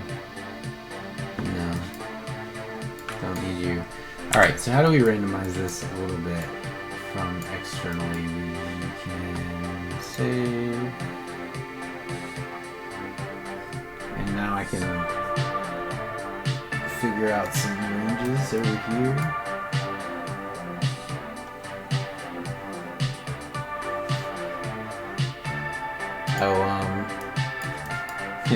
Now I gotta go look up how to make this into an actual texture.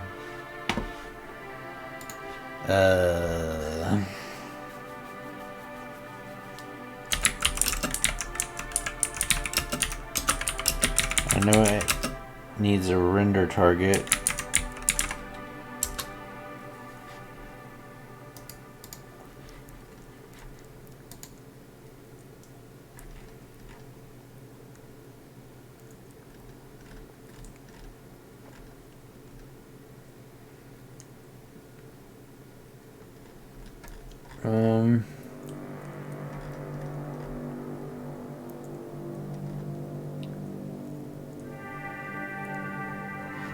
I'm gonna need a target for this.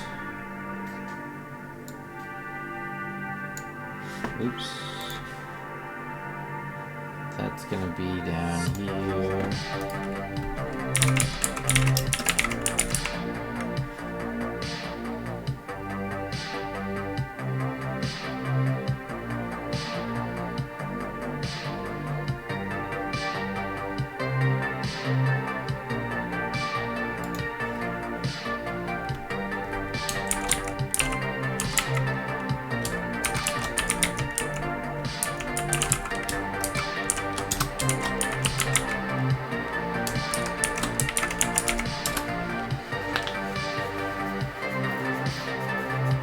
Okay.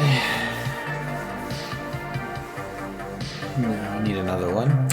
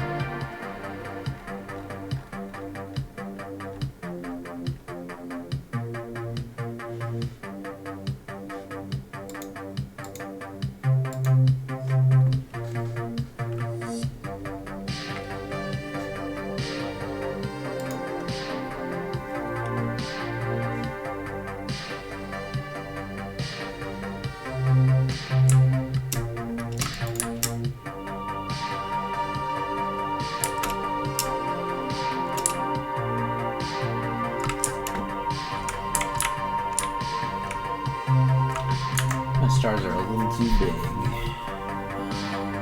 That's here. No, not here. Starfield Generator. Robots.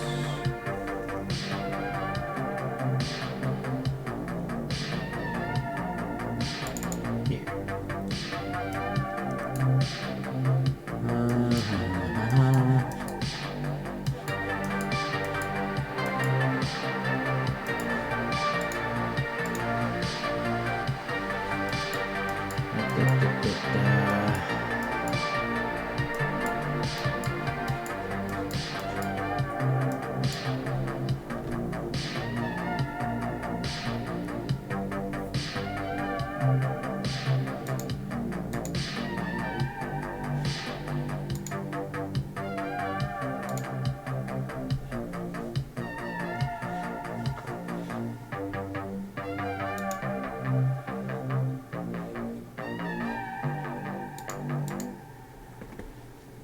Where did my... It's in the solar system, I think.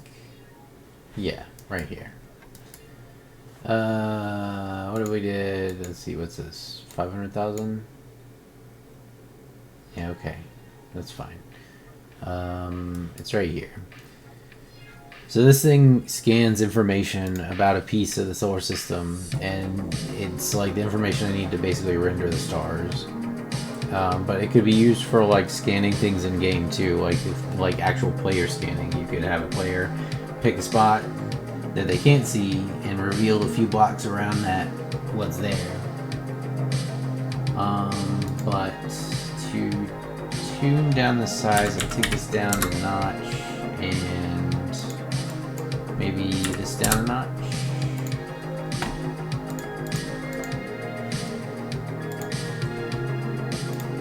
So I got all these variables I can fuck with to make this look right or look different.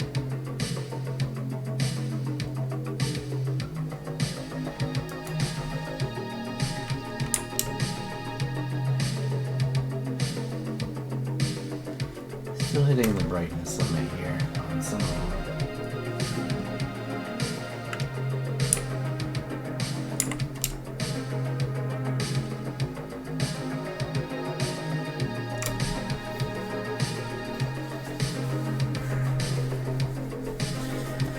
Okay, well, I made a function for the foreground in here.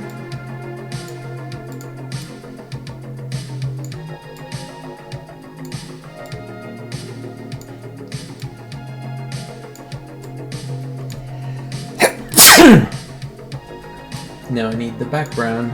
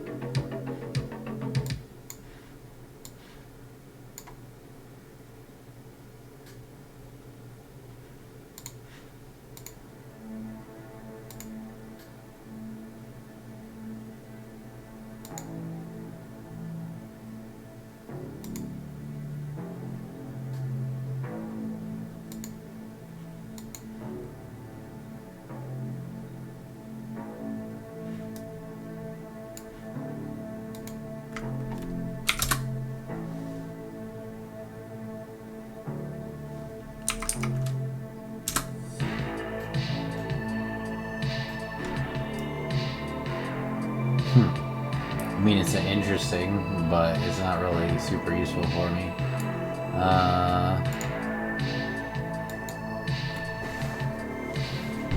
No, this one sucks. Don't even know where I got that one. It's bad. Oh well, that's interesting. Huh. Little balls.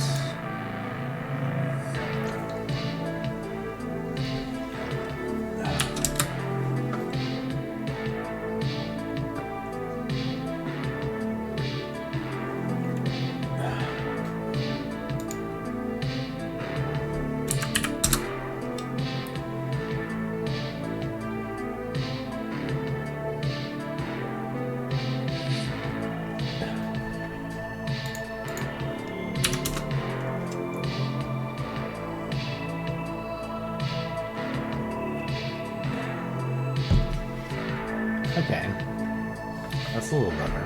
Can I do a 1 minus on it?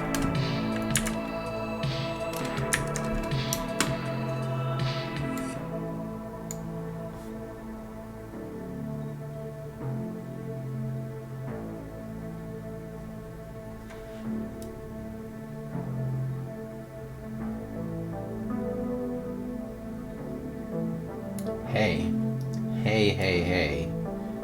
This is actually not bad. Zoomed in.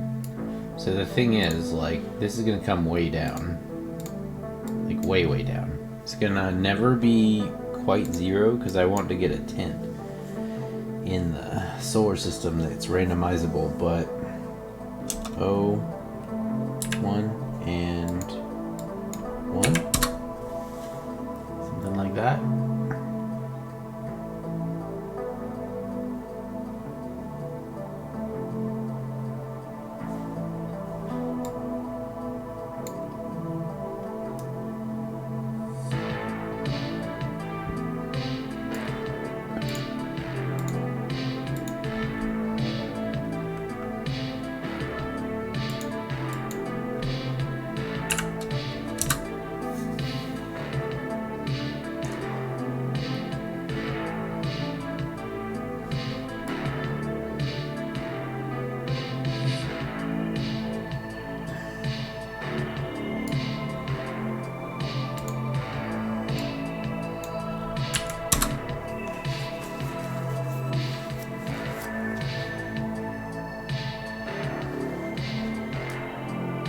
Because this is going to be like divided way down and used as like a very low key color sphere, but it's not going to be like very emissive.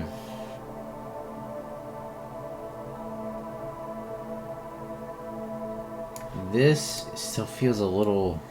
Oh, it's the turbulence. That shit always fucks it up. I bet.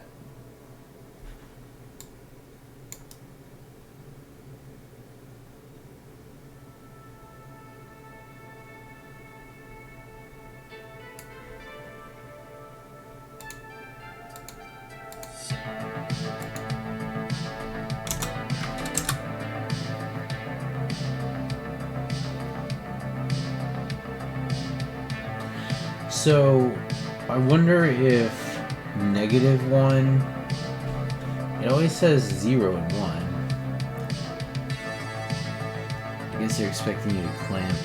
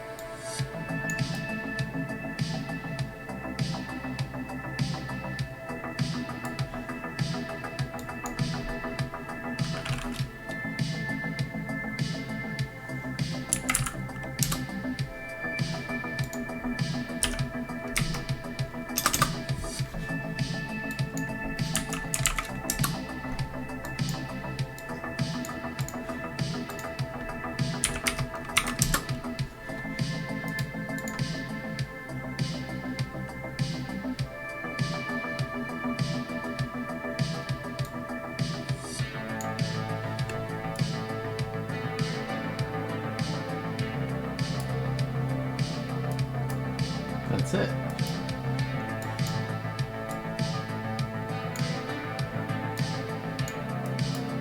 So now, do I increase the noise or the scale here to get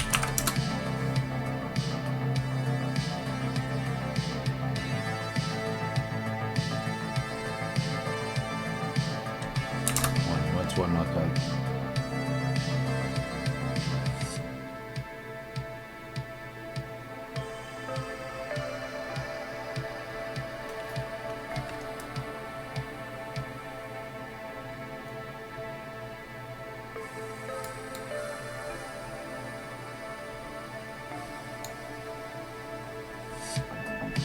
All right. This one gonna be the little nebulets that are brighter.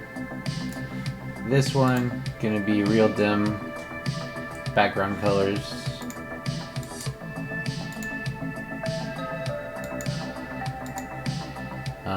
Now I need to figure out how to actually make them.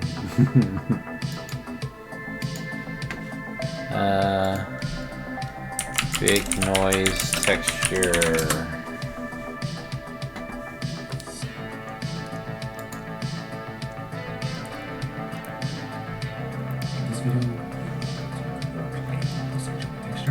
To an image texture so that you can use the texture for a video game and so on. Okay, so first we need to add an image texture node to bake the procedural texture to. And then we also need to open a new window.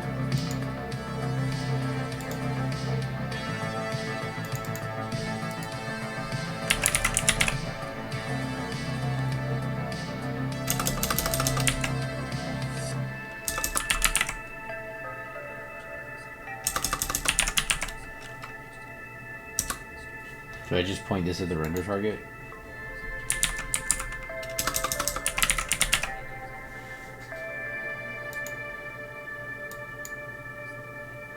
I think I do, actually.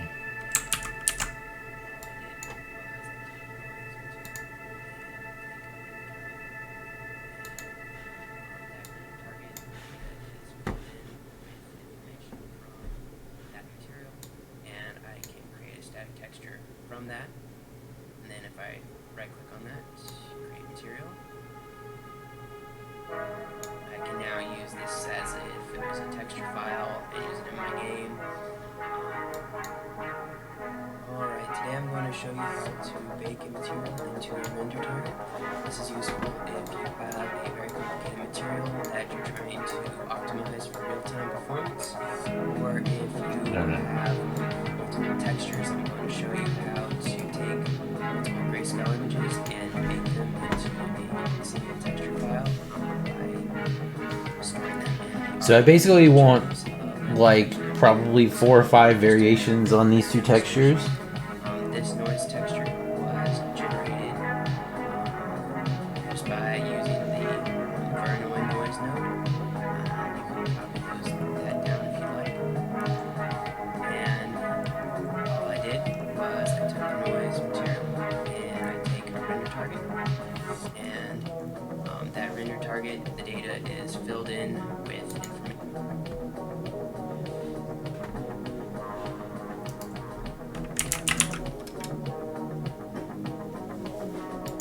This isn't this one. This video is not helping me. I gotta find a better.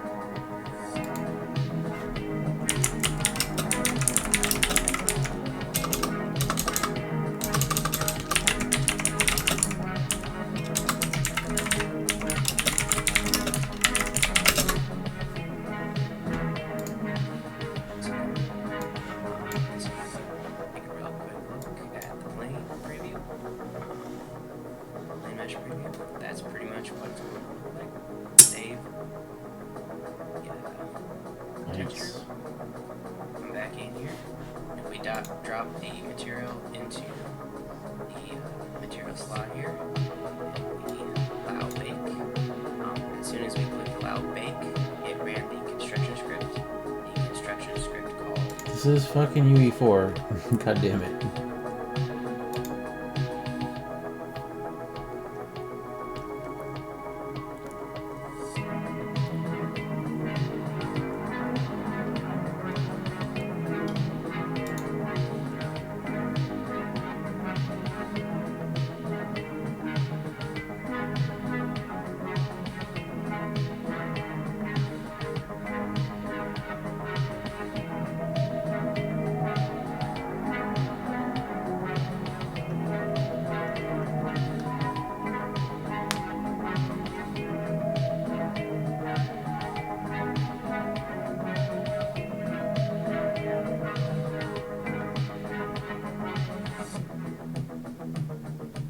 Jesus Christ.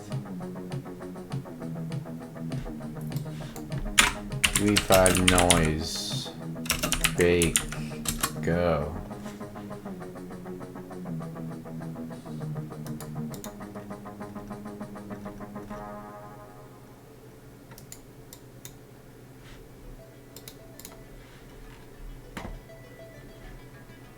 It wasn't right. We had because it's and kick the take.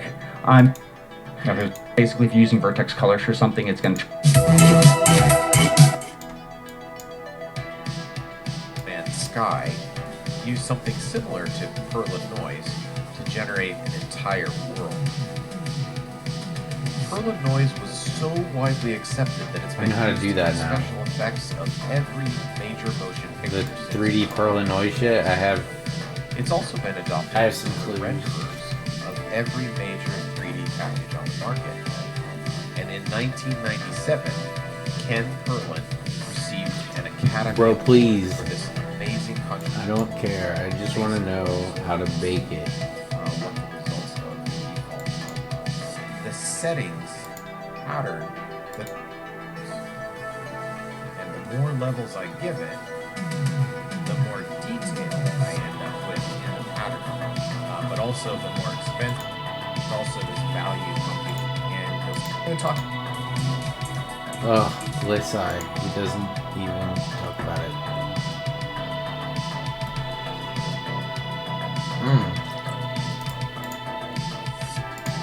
Shit, wait a second. I didn't think about it, but I could just get like a high-res pack of textures for free, probably. Res noise texture pack. Oh my god. This is amazing. You just get fucking...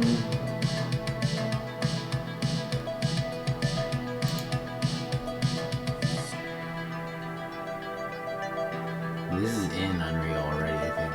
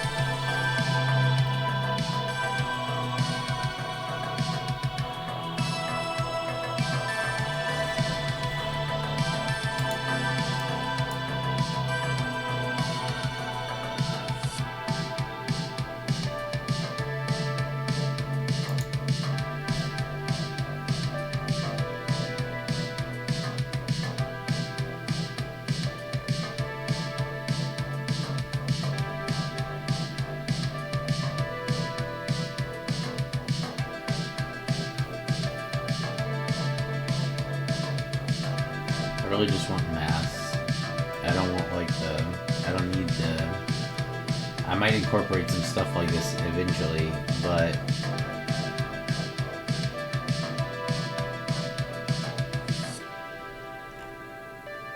high res noise mask. Maybe I can save some time. So I'm just trying to bake a texture anyway.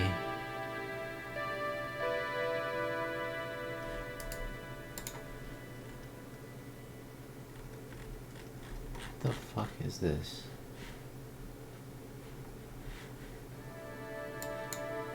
Oh, I'm on images now. No wonder.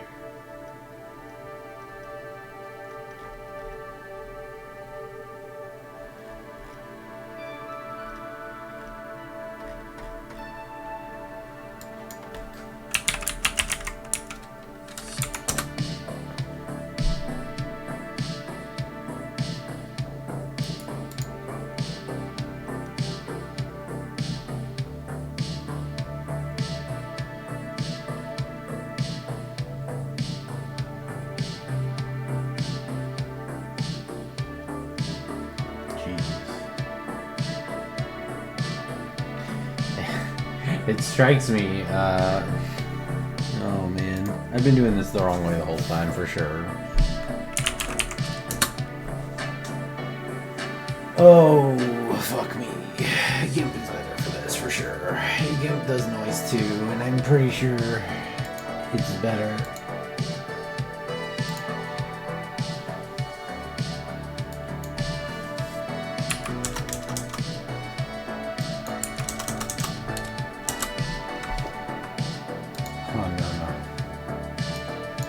What's up, dude? Made some progress. My universe is a lot bigger because I increased my randomization space, and now I have a cubic universe that's not flat on the z-axis anymore. And instead of being 10,000 across, it's about 1 million across in all directions. And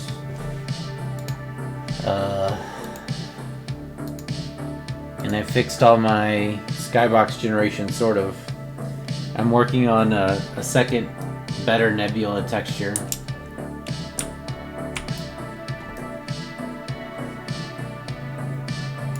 Not necessarily, it'll look similar, but it's going to be easier to randomize, but I'm just trying to figure stuff out. So this is a skybox now. I got all the shit worked out to where it spawns in the stars and then snaps the picture and does everything right. But right now I'm just fucking with noise and GIMP, I think is what I'm about to be doing.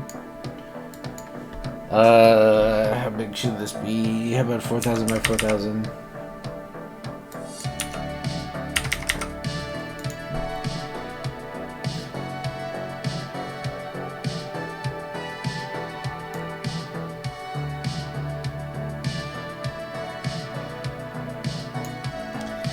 So the way I built that skybox is with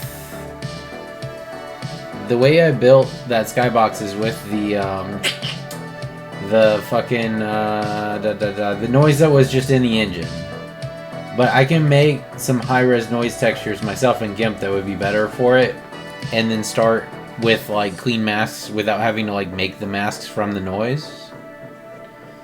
And that's going to simplify my nebula randomization to where it's not 21 parameters,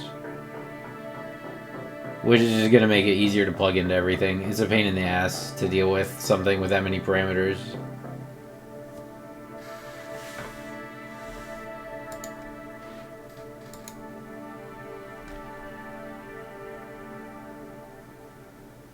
Yeah, I know, that's what I'm saying. And like so, but for like the past 2 or 3 hours, I've just been fucking with the noise functions inside Unreal. And then I was like, wait a second.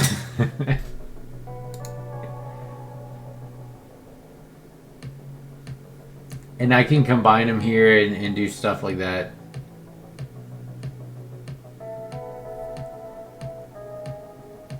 What's this do? No.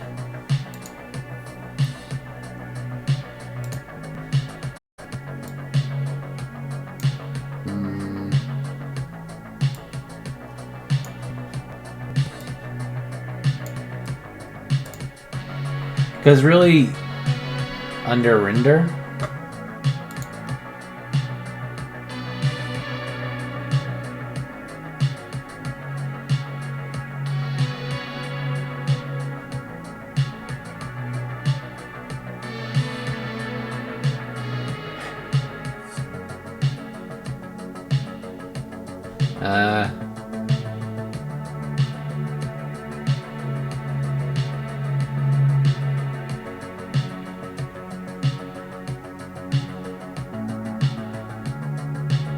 filters. Oh.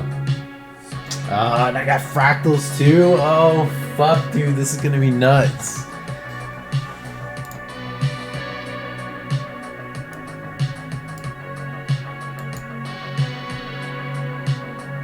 What's this do? I should maybe start in a smaller image and then figure out the configuration that I want to use. And then render it on a big image. I know, I just kind of wanted to look at what they all do. I don't want that though.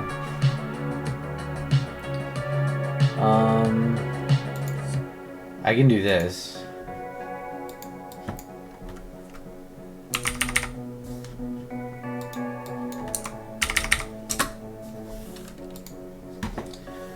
Alright, we can do it like this. And probably trim it down that way, and then when I find something I like, I'll render it across the whole scene. What's this? Oh, this is fun. Oops. No. Redrop for you. Undo. How do I? I fucked it up. No!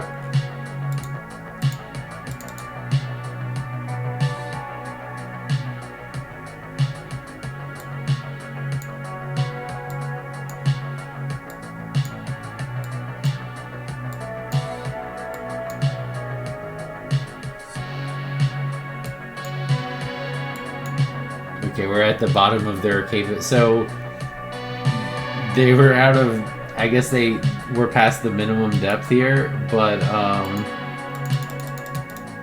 these go on forever. Like, they just capped it. But that's what a fractal is. It's infinite.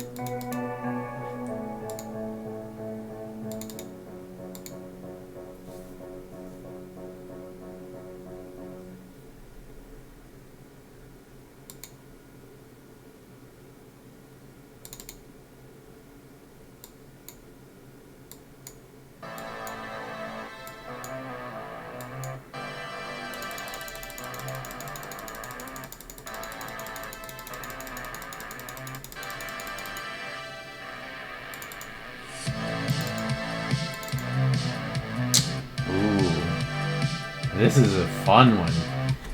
I can think of lots of uses for this in a video game. If you ever need lightning, just come in GIMP.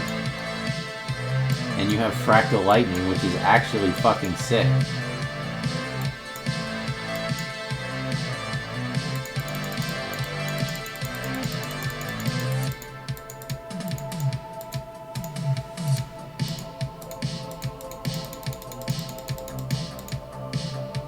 So that's just like you chose a color scheme and put you in the right place on the Mandelbrot.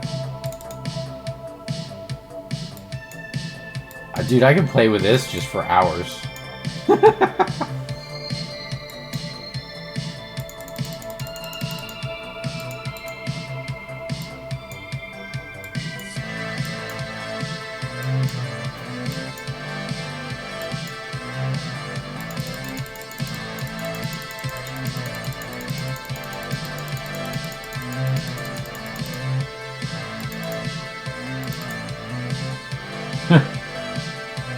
Yeah, 420 blaze it, GIMP. That's cool looking.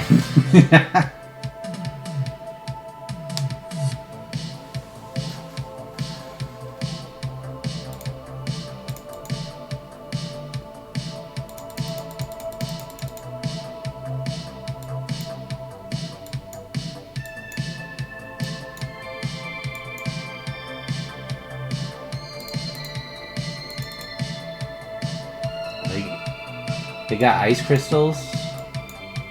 If you ever need snowflakes, you could fucking just, like, you could do it with math. Because you could, okay, so, I'm going to find something I'm going to use here in a second, probably.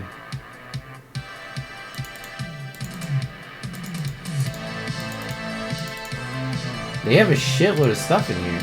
This is actually really cool.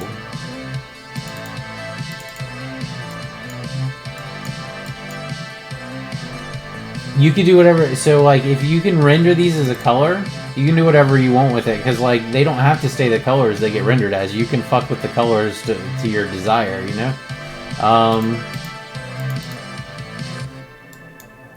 Because like you could just, so for instance, oh look, a fucking nebula, right? So how far can I zoom out?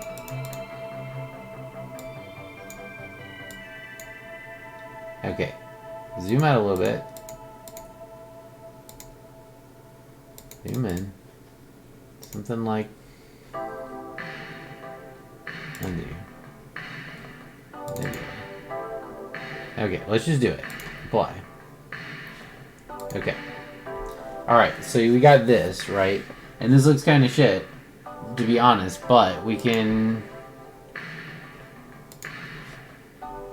probably fade this.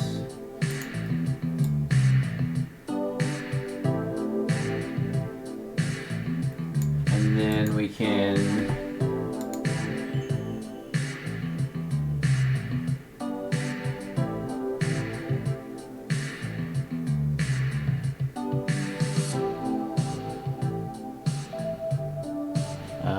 colors, invert, colors, color to alpha.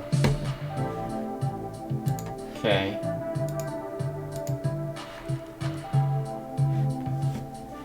And now you could say lock the alpha channel, and if you just wanted this as like a texture,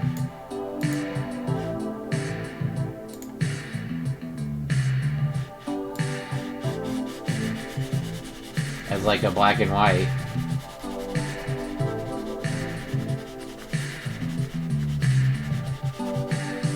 I mean, this is cool. I'm not going to use this because it's still choppy. I'm going to use the actual noise rendering, but you get the idea.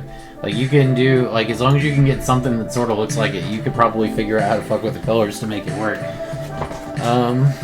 We can do...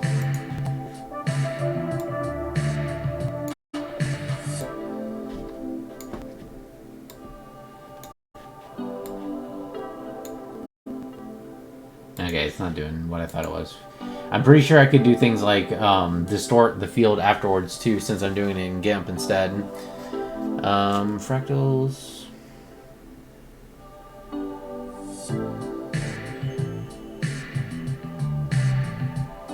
What's plasma? Huh?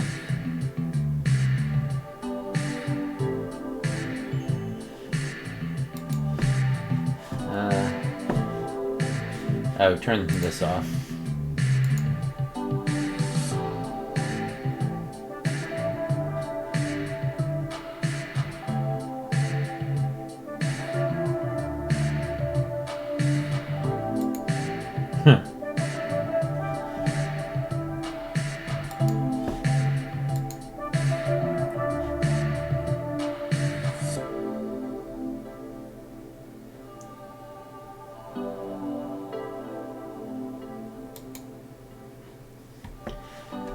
Okay, so we'll make one layer.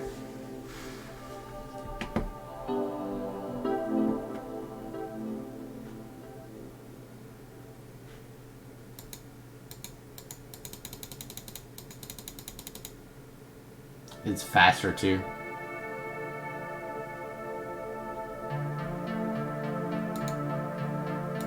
Okay, that makes it bigger.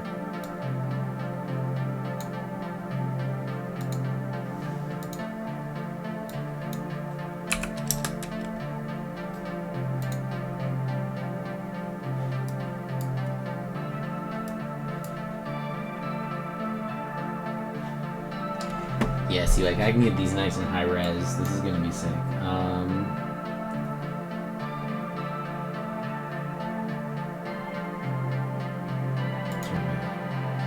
Why? It's bad.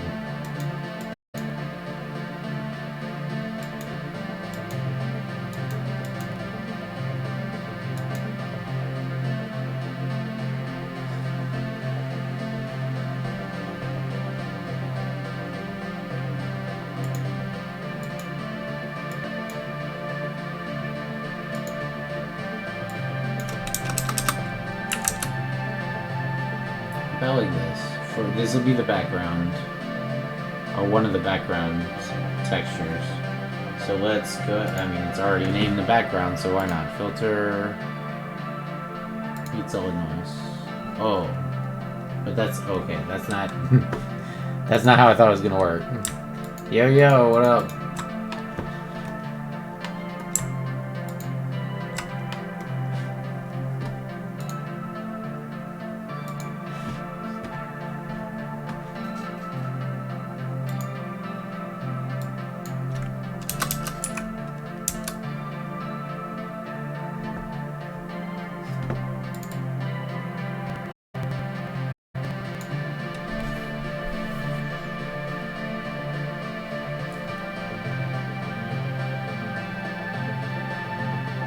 Yeah, you do.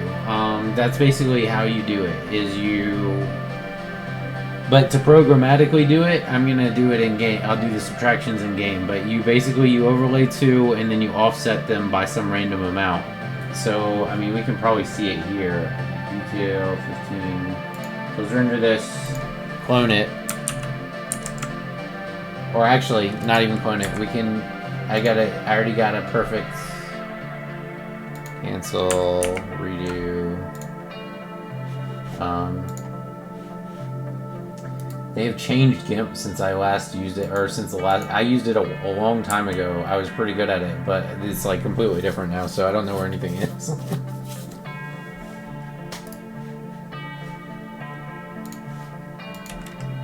I'll keep a copy just in case, but so like this right here, I should be able to.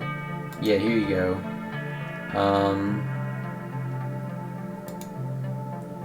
No, not that. It's multiply, maybe? Yeah, so now as I move this around, I get different patterns in the clouds, right? So you can imagine like two full textures overlaid on top of each other getting dragged around. And you could do like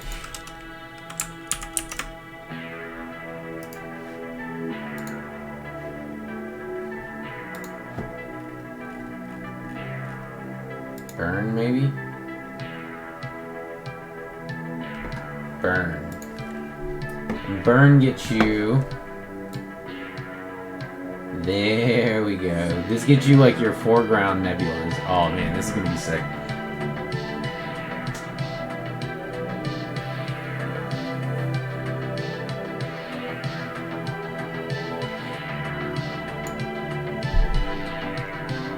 So that's the one. So we take this guy and we switch him to burn. Actually, let's take him, layer, transform, rotate clockwise, and now let's transform him to burn. And then we can go ahead and delete this. Delete the layer. Delete the layer. And we can hold this off on the side. So now I have these two, and I can.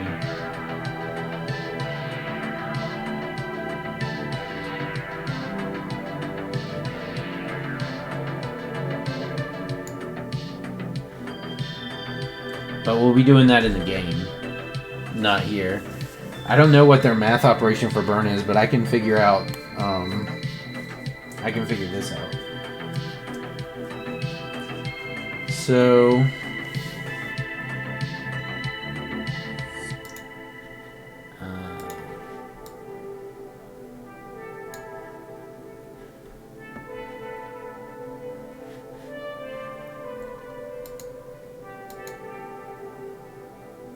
Oops. Okay, so we got this noise. Let's bring back up our preview layer. Linear burn might actually be better. Alright, one sec. I think it is. You get more variation, which I can like multiply this up.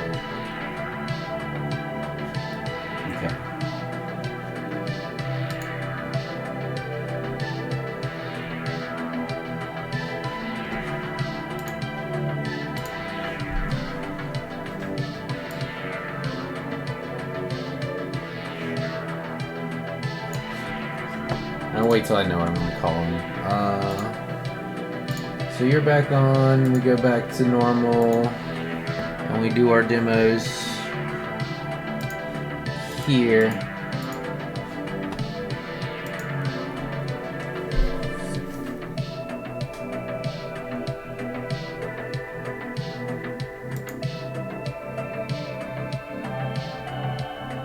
This could be good for Nebula colors.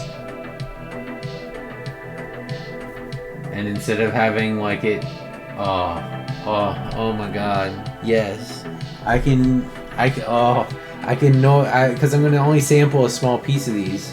So I can render a high res of each mask and a high res like color blend like this, and then just scroll it around in the color blend for the colors that it's going to be.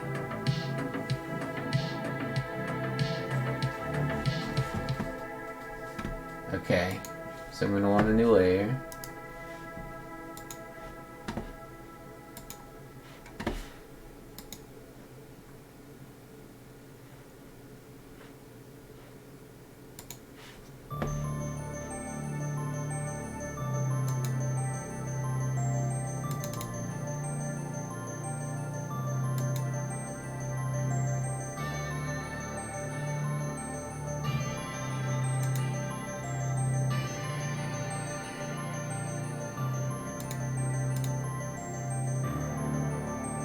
So instead of having to randomize colors for all this shit, I'll just have 2 samples of this at different places in the image.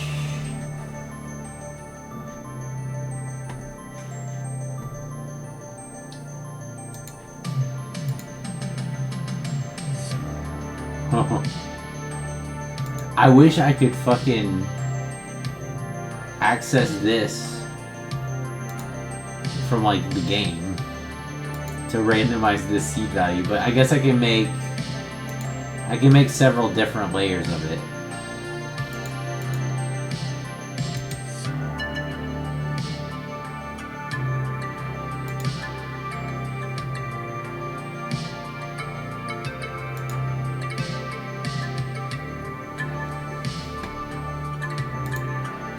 I want a few of these. It's mostly making layers now. And then saving a bunch of them.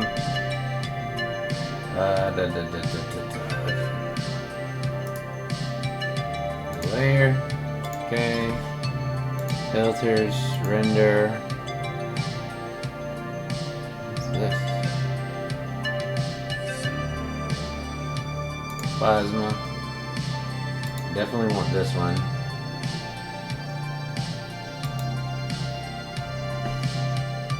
Layer, new layer. One more color map, I think, because like I'm really only gonna sample like maybe an eighth of this for a given texture, and I'm just gonna move the sample around to randomize it.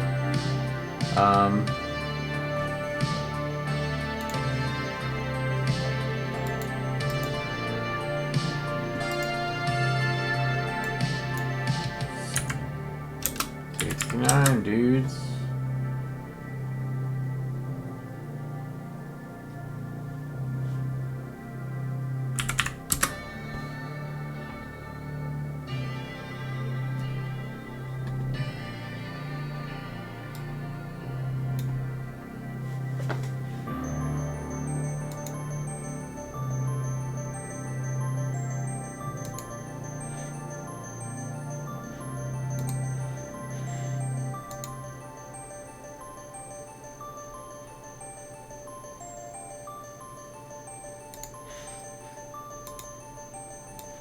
And what does hell look like?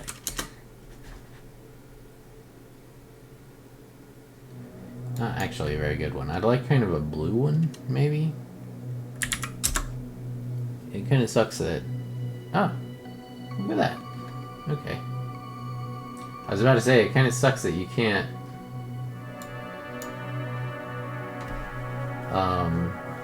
know what color it's going to be from the seed.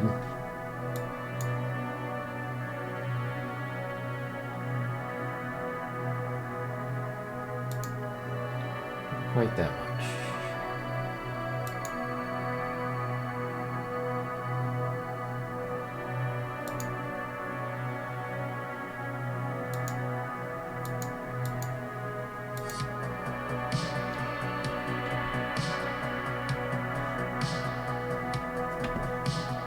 Okay. So those will be my colors that I randomly pick out of, and then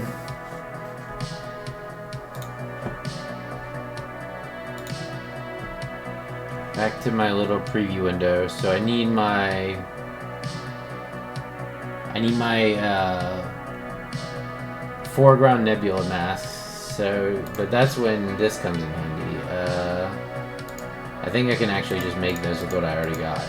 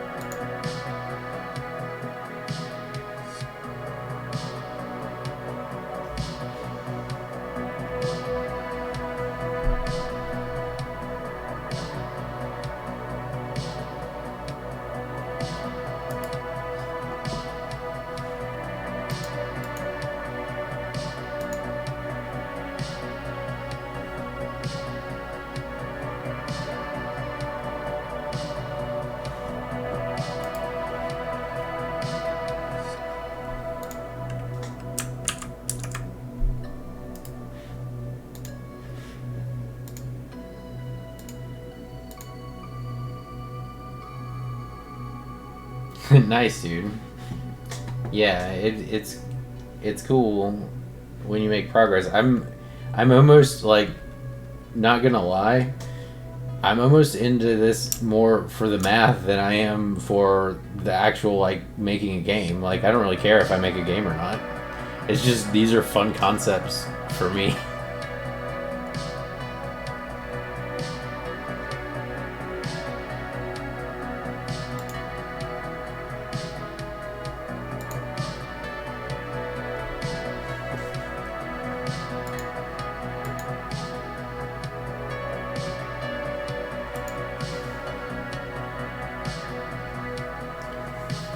Starting to get some good, like, tendrily. So, again, this doesn't have to look like the final mask, because I still am going to do stuff in the, I'm still going to do stuff to it in Unreal. I just need things that I think will make good, like, I think that this would already make good nebulas. So I'm going to do this one, I'm going to do, I might do this. Oh, wow. Oh, right.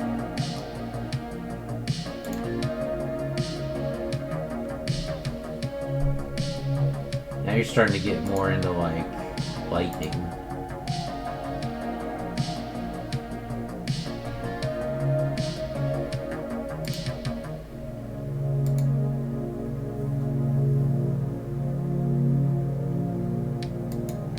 I don't know if I like the more defined peaks or the maybe just have one of both. I mean, there's no reason for me to not make both, right? Because I've already got it here.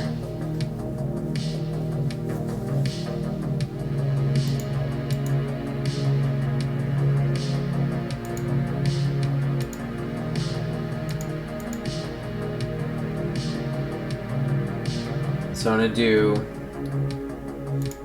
two like this, and two sets of three like this, and my four colors. And then that should give me all the tools I need to go back into the engine and play with and make some really cool shit, I think.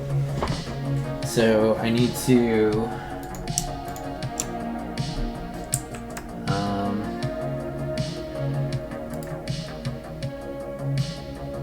new layer.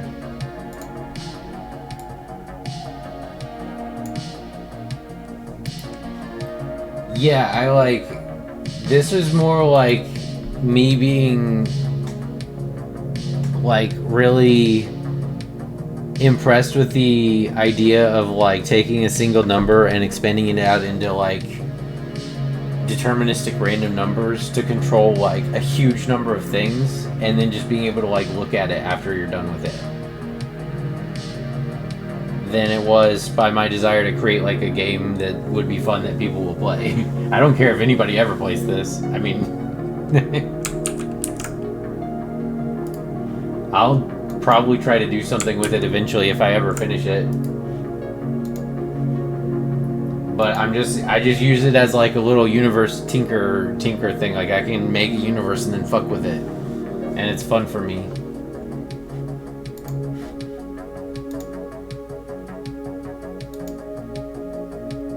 No, don't stop. Okay. Filters, render, noise. It was difference clouds. But wait.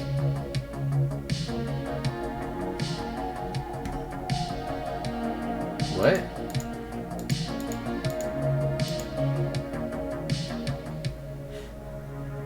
Oh, is it? Okay. I think I see what's going on. Difference clouds is like an operation on something that already exists. So I need to make a different noise.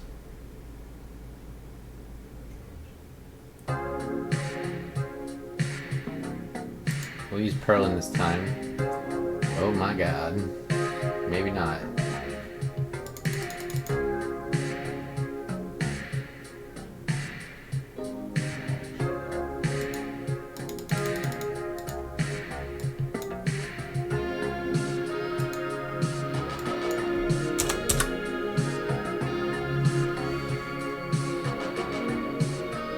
Okay, starting to get a little better. Am I going up or down? 1. Is it bigger or smaller? Okay, bigger.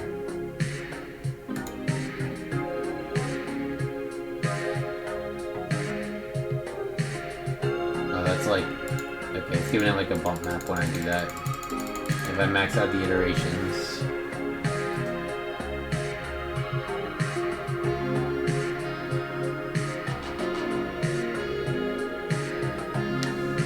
I do want to make one of these because I'm curious what happens if I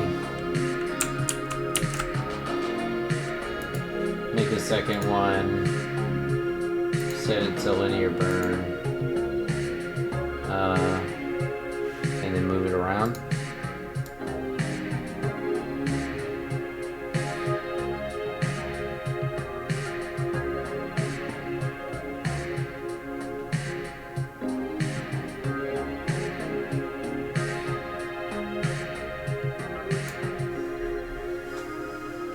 Nah.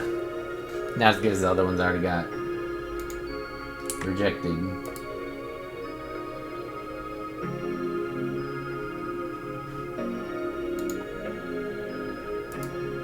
Okay, we can do this. Filter. Recently used.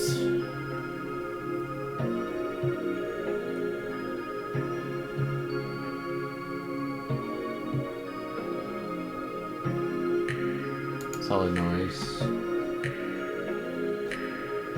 Max detail. There we go. Size.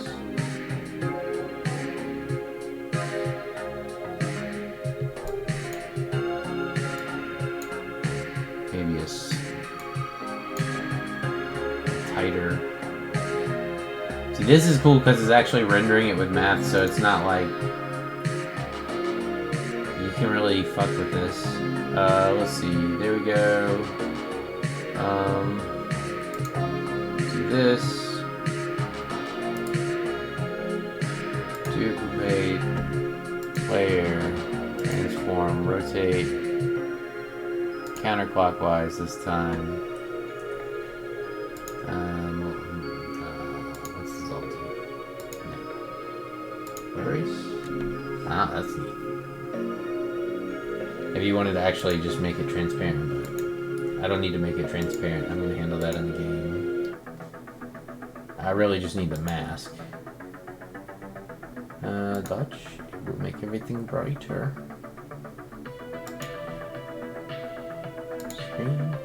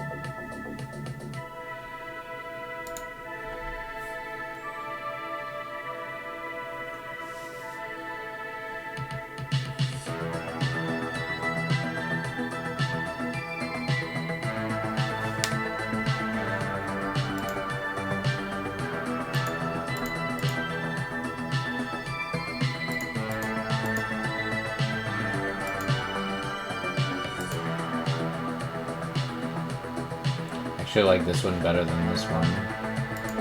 So I'm gonna...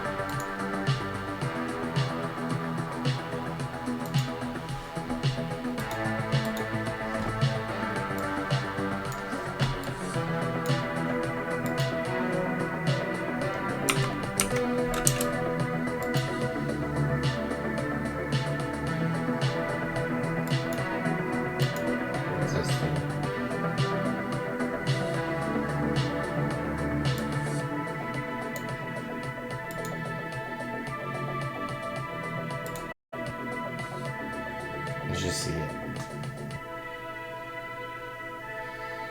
Oh, turn off. Oh no, no, no, no.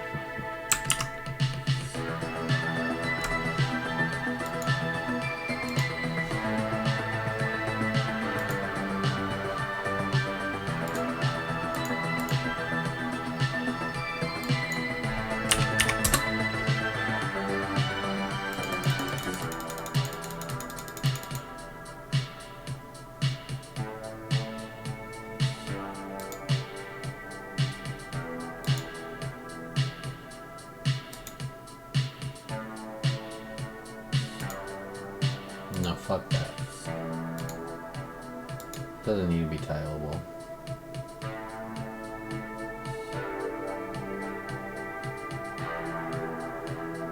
Alright, I think those two will do for the background.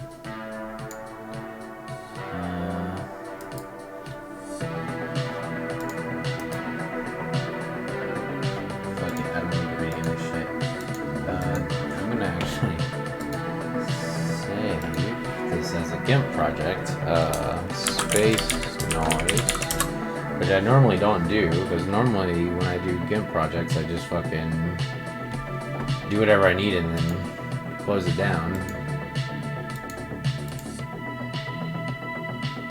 Okay, so I need 2 more of this one. Delete layer. Delete layer.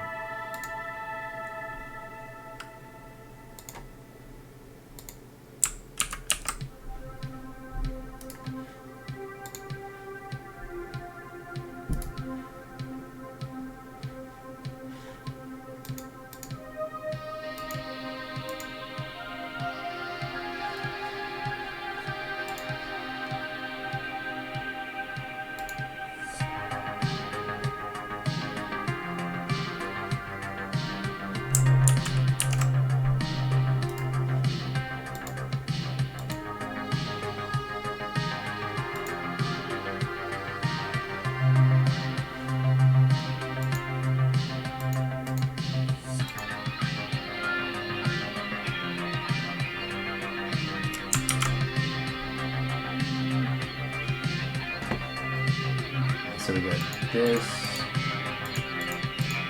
and we got this.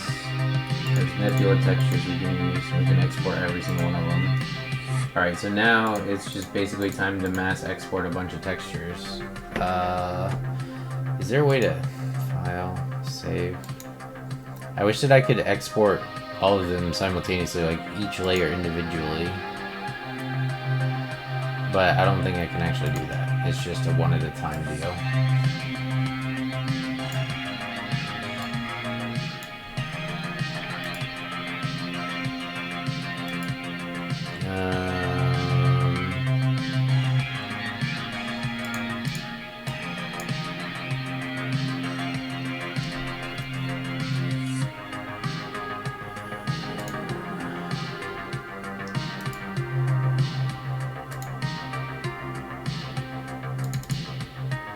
Sure, I'll just put them in here with Spacescape, and I'll know that I can go on my desktop and get it. So this would be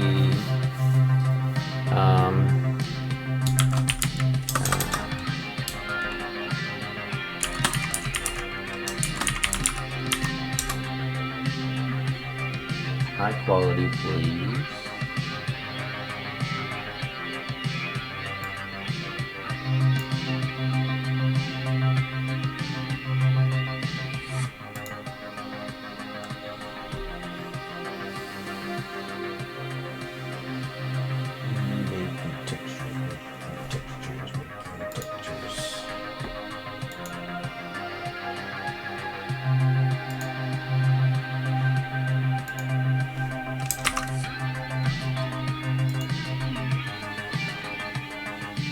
I'm gonna be able to, like, this is gonna look good.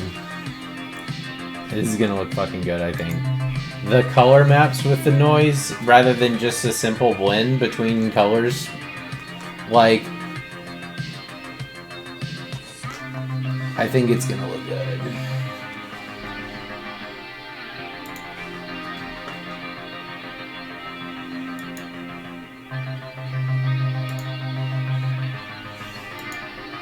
And I can randomize which texture I use, you know?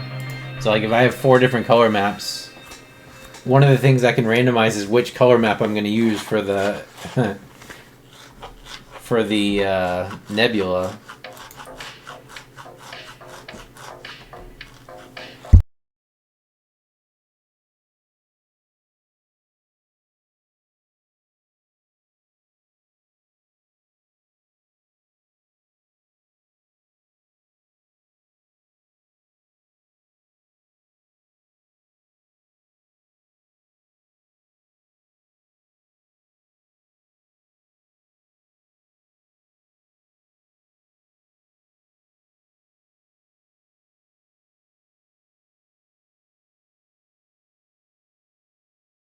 Oh, I know, I muted it. I was talking to somebody.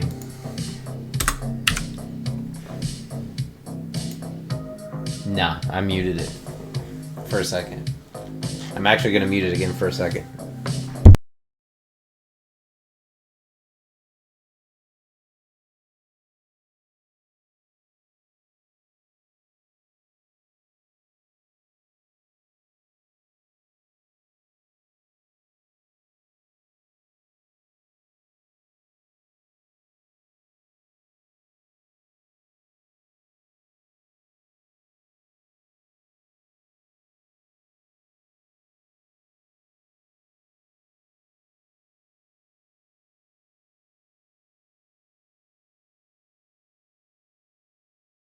Okay.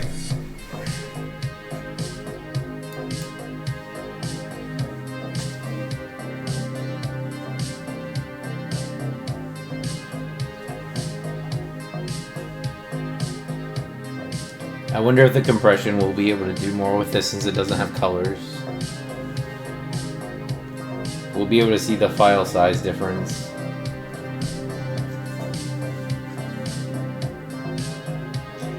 Oh, thank God tomorrow's Friday.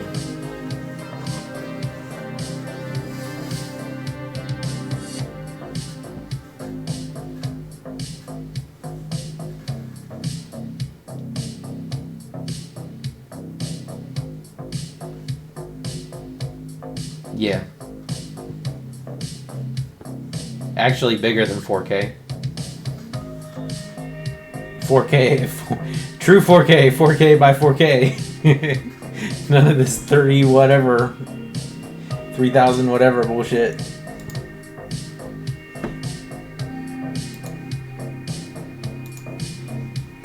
These, this is all just getting snapped onto a skybox anyway, so there's no reason for me to not use extremely good or high resolution textures. Because, yeah, look at the compression difference for the black and white image.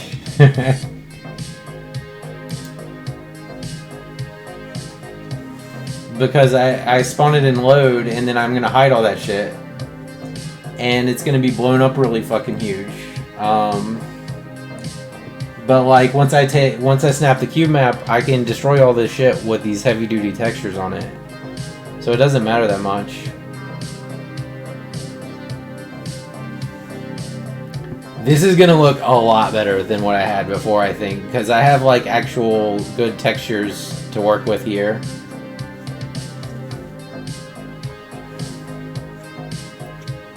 Yeah, because like what I built before was basically just taking like the low res cloud noise and the Perlin noise textures that are built into Unreal, just the small textures, and then use those. With these, I'm not going to have to do as much work to get good patterns, which means that it's not going to be as complicated to randomize them.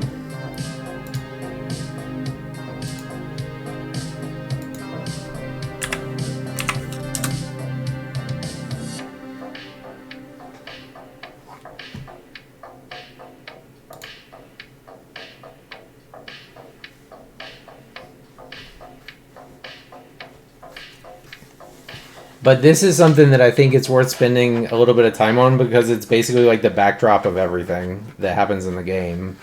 So getting this right is worth investing time into, I think.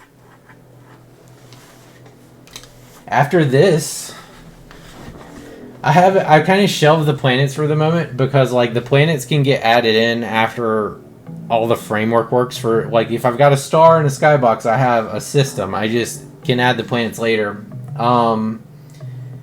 But what I might do next is warp between systems, like from within the game.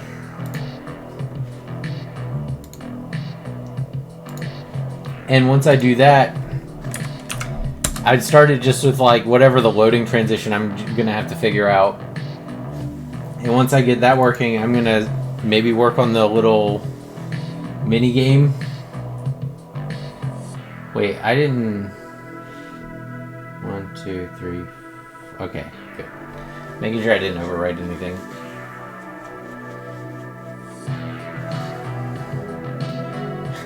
It's funny, it takes way less space, but it takes way longer to put it on the disk. So you know that's just the fucking compression algorithm in the background churning.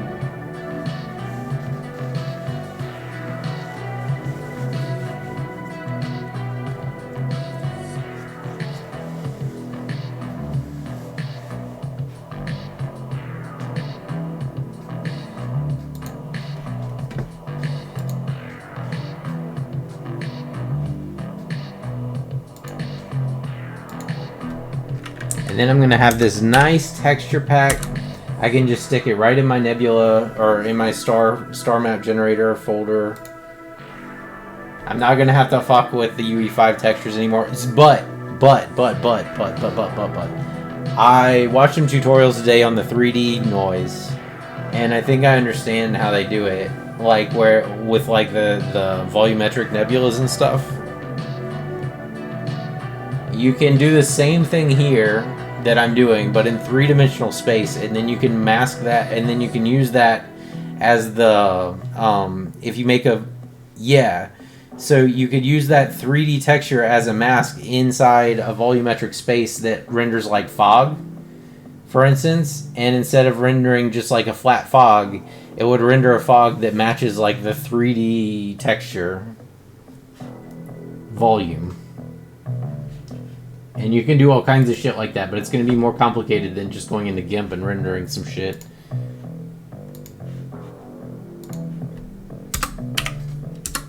People use 3D Perlin noise. I think Minecraft uses it. People use it for world generation as well. I was looking at that too.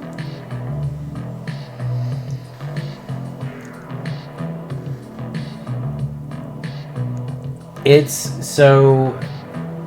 You could think of it as think of a cube, right?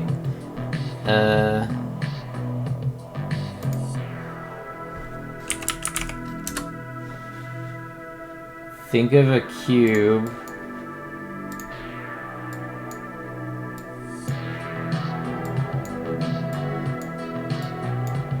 And think of a texture here on this face. And on the front face.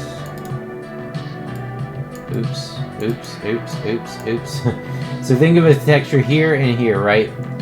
And now think of a point inside the cube. So what you gotta do is for any given point, you figure out the intersect with the plane of either texture, right? So you can think of it like where it intersects here would be on the X, if it's the same texture, right? Like it'd be on the X-axis this way and the Z-axis of the cube. So you take the X and Z here, and then over here you take the Y and Z. And then you have the sampled point from this guy and the sampled point from this guy, and then you can just lerp them 50%, and you have the value at that point. And then that can be used to basically control like the alpha of fog or something like that.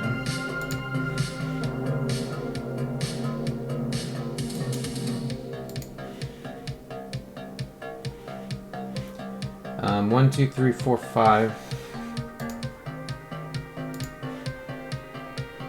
Okay, I got it.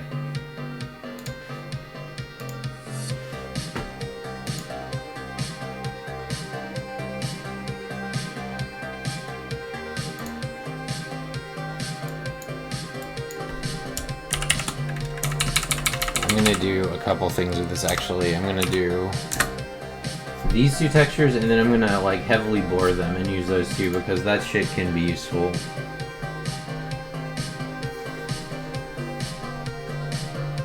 At least my black and white textures don't take that much space.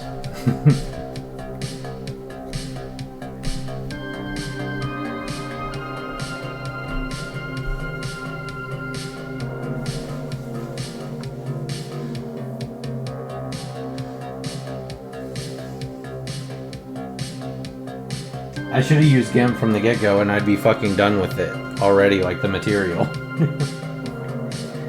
Although, I learned a lot fucking around with the noise for like 3 hours.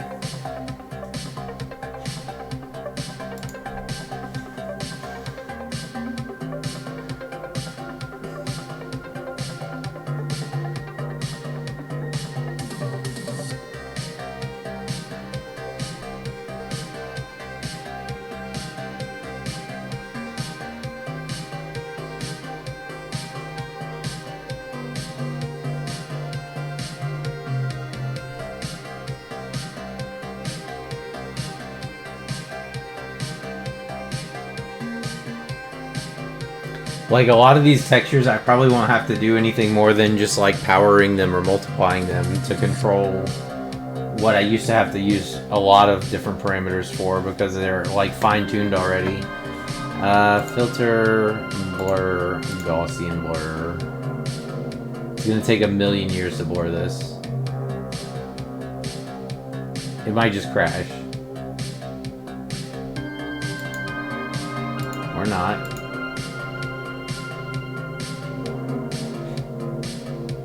Show Gaussian. Oh. I see.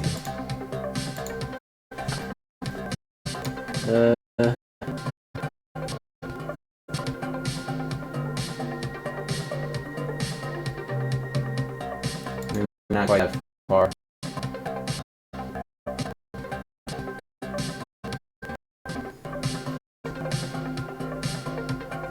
That's about right.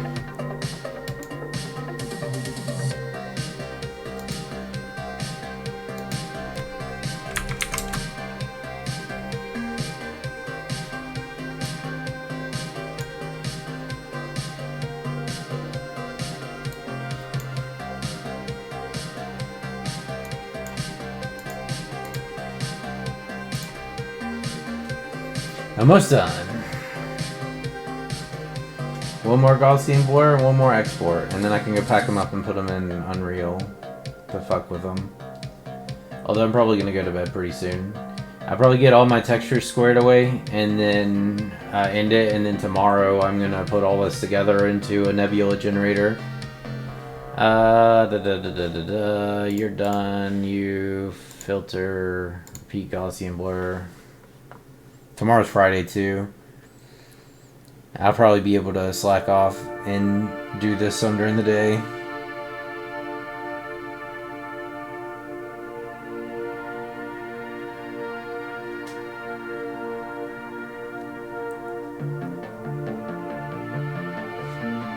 Wait, god damn it. Trips me up every time. Repeat.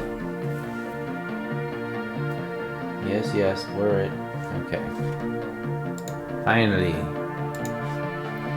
This is actually kind of nice because this is way easier on my wrist.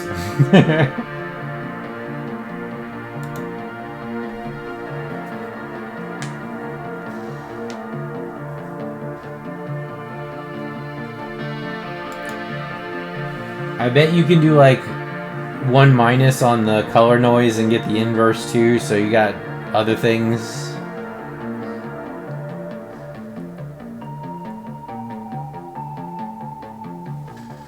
All right.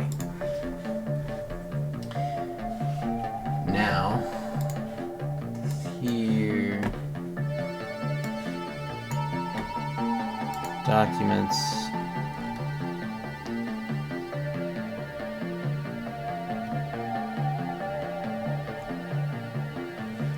I know it's on my desktop.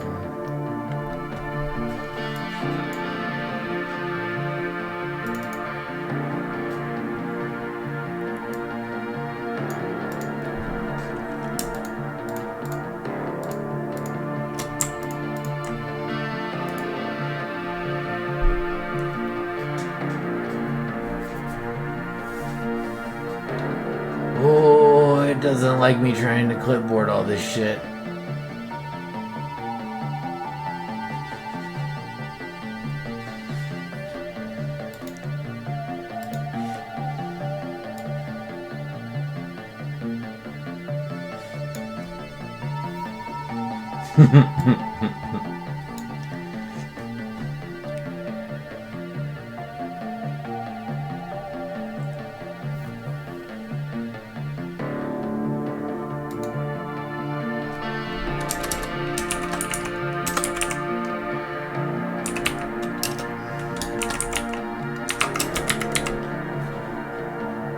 This is how I generated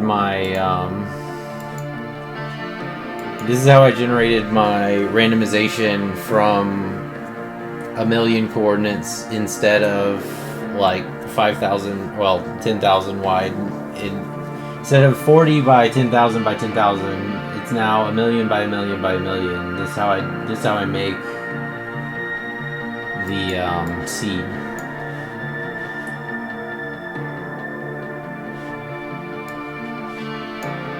Okay, just close. Oh, that's fun.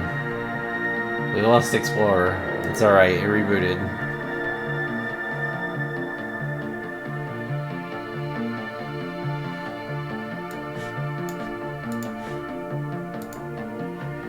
Oh, no.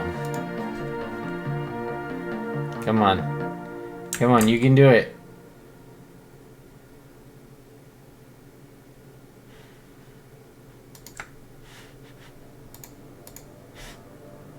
Okay, am I back? I'm back.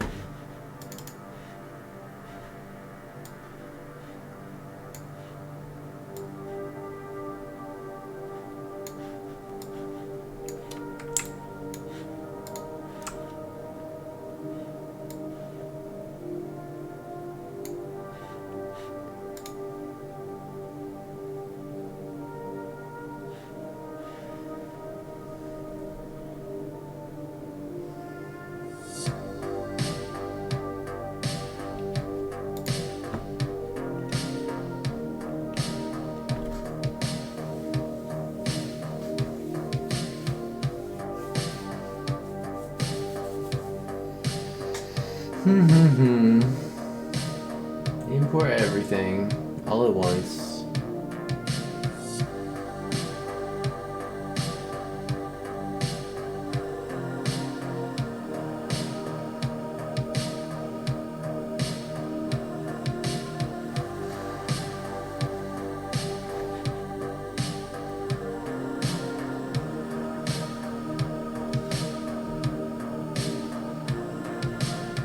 Where's my second nebula material?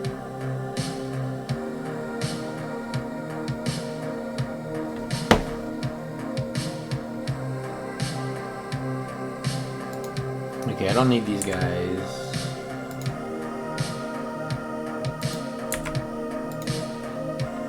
And I don't need this guy, although it was fun to play with.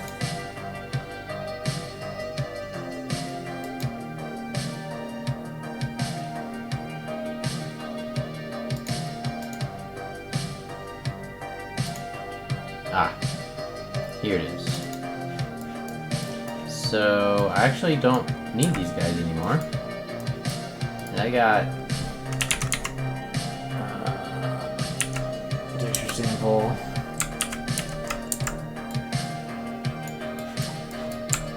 I don't know exactly how many of these I put into this.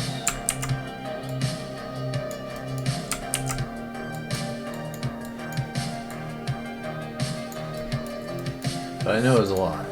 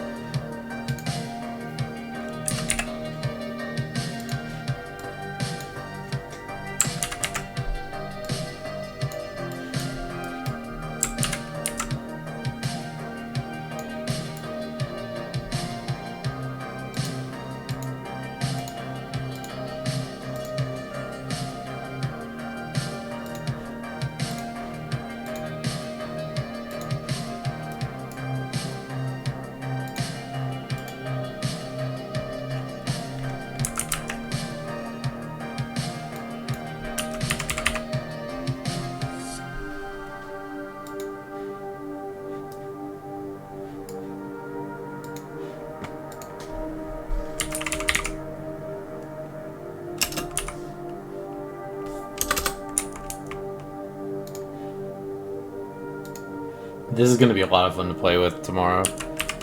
There's a lot of like cool little tools in this kit now. Like I can multiply these, it's gonna be weird. Oops.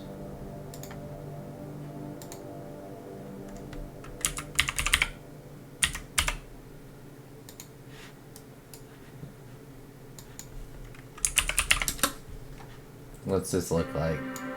I'm curious.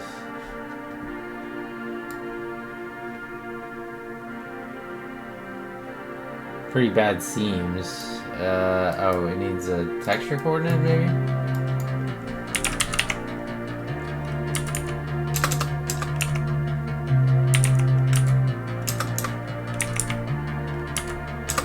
Text chord? What?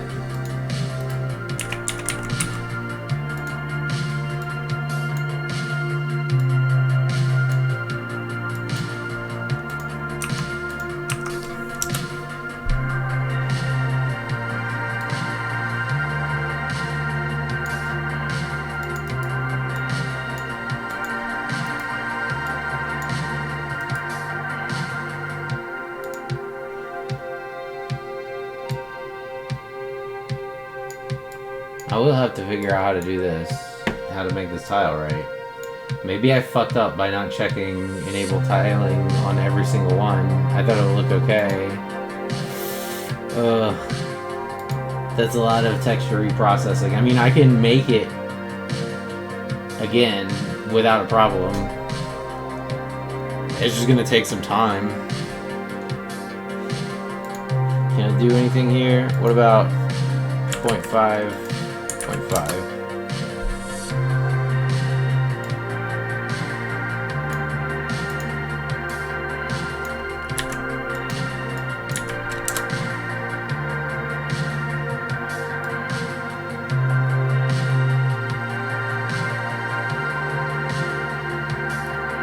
I guess it also depends on what type of mesh I put it on. I could put it on like a cube. Maybe? What do these do?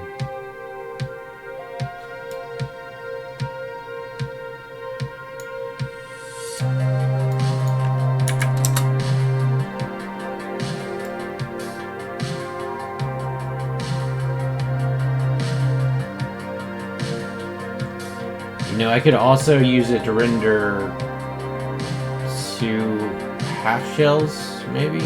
I don't know. I think I'm just gonna have to go regenerate all these textures with make tileable clicks. Unfortunate.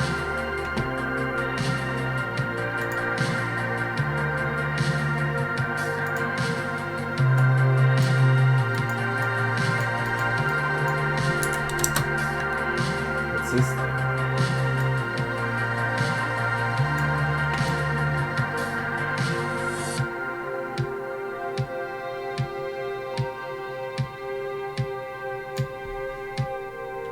Oh, this is interesting. Pretty neat.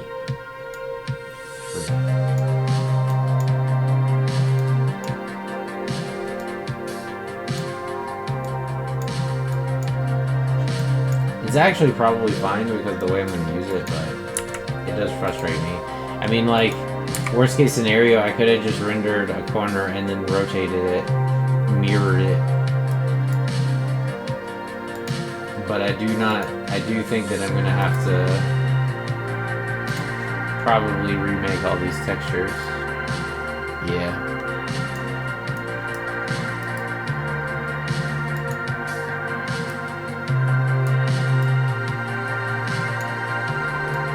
It's like almost.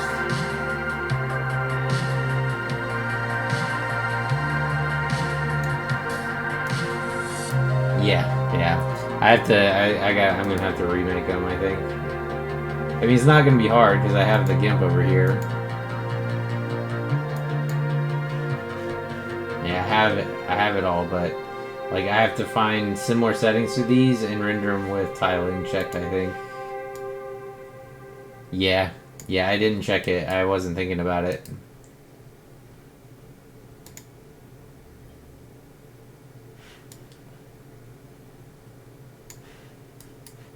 So, just out of curiosity. Yeah, so it's probably gonna be tomorrow when I gotta. Yeah, it's all good. I'm gonna have to. I'm gonna have to I mean, it's not like it's hard. It takes a long time. Yeah, I know, right? Like. Takes like 20 minutes, 30 minutes to do all of them. But I'll just do that tomorrow during the day. I know what I need to do now, which is more important. Hang on. Start preview. I wanted to see this.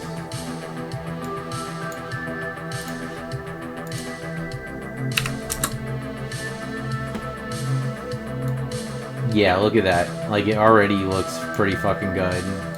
And if I go to like 8, it's going to be really narrow strings.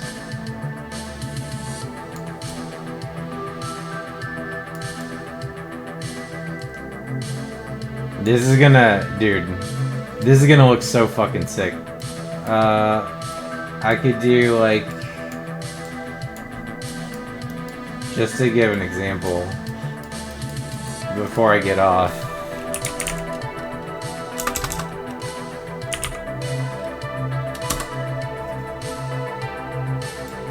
Like this.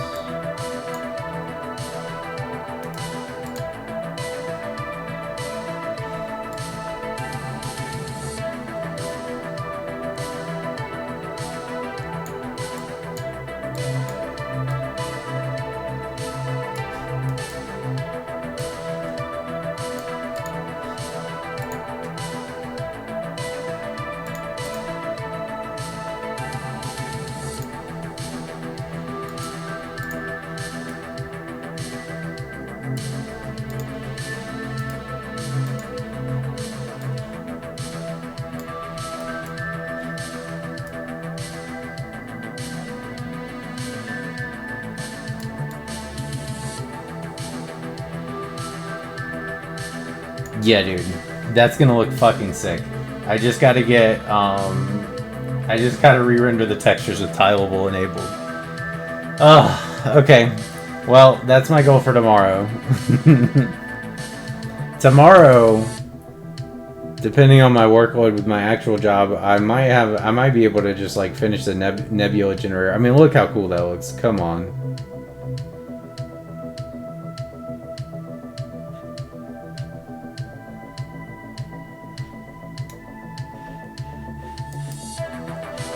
And it's simple, and you can control it very easily with a few parameters, which is what I was really after.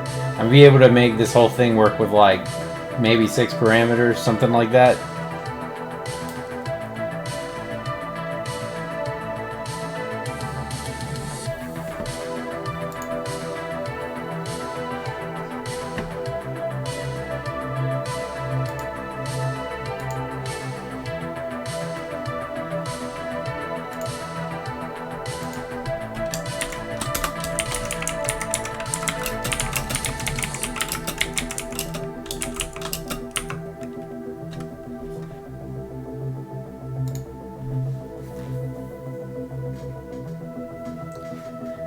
Okay. Oops. And just to, I like to kick it on once before I leave usually, or maybe. There it goes. Stars are gone. Oh man, it's cool. It doesn't even take that long anymore. I was able to like tune down all the timers to where it has just enough time to do it, but it doesn't take any longer than it needs to.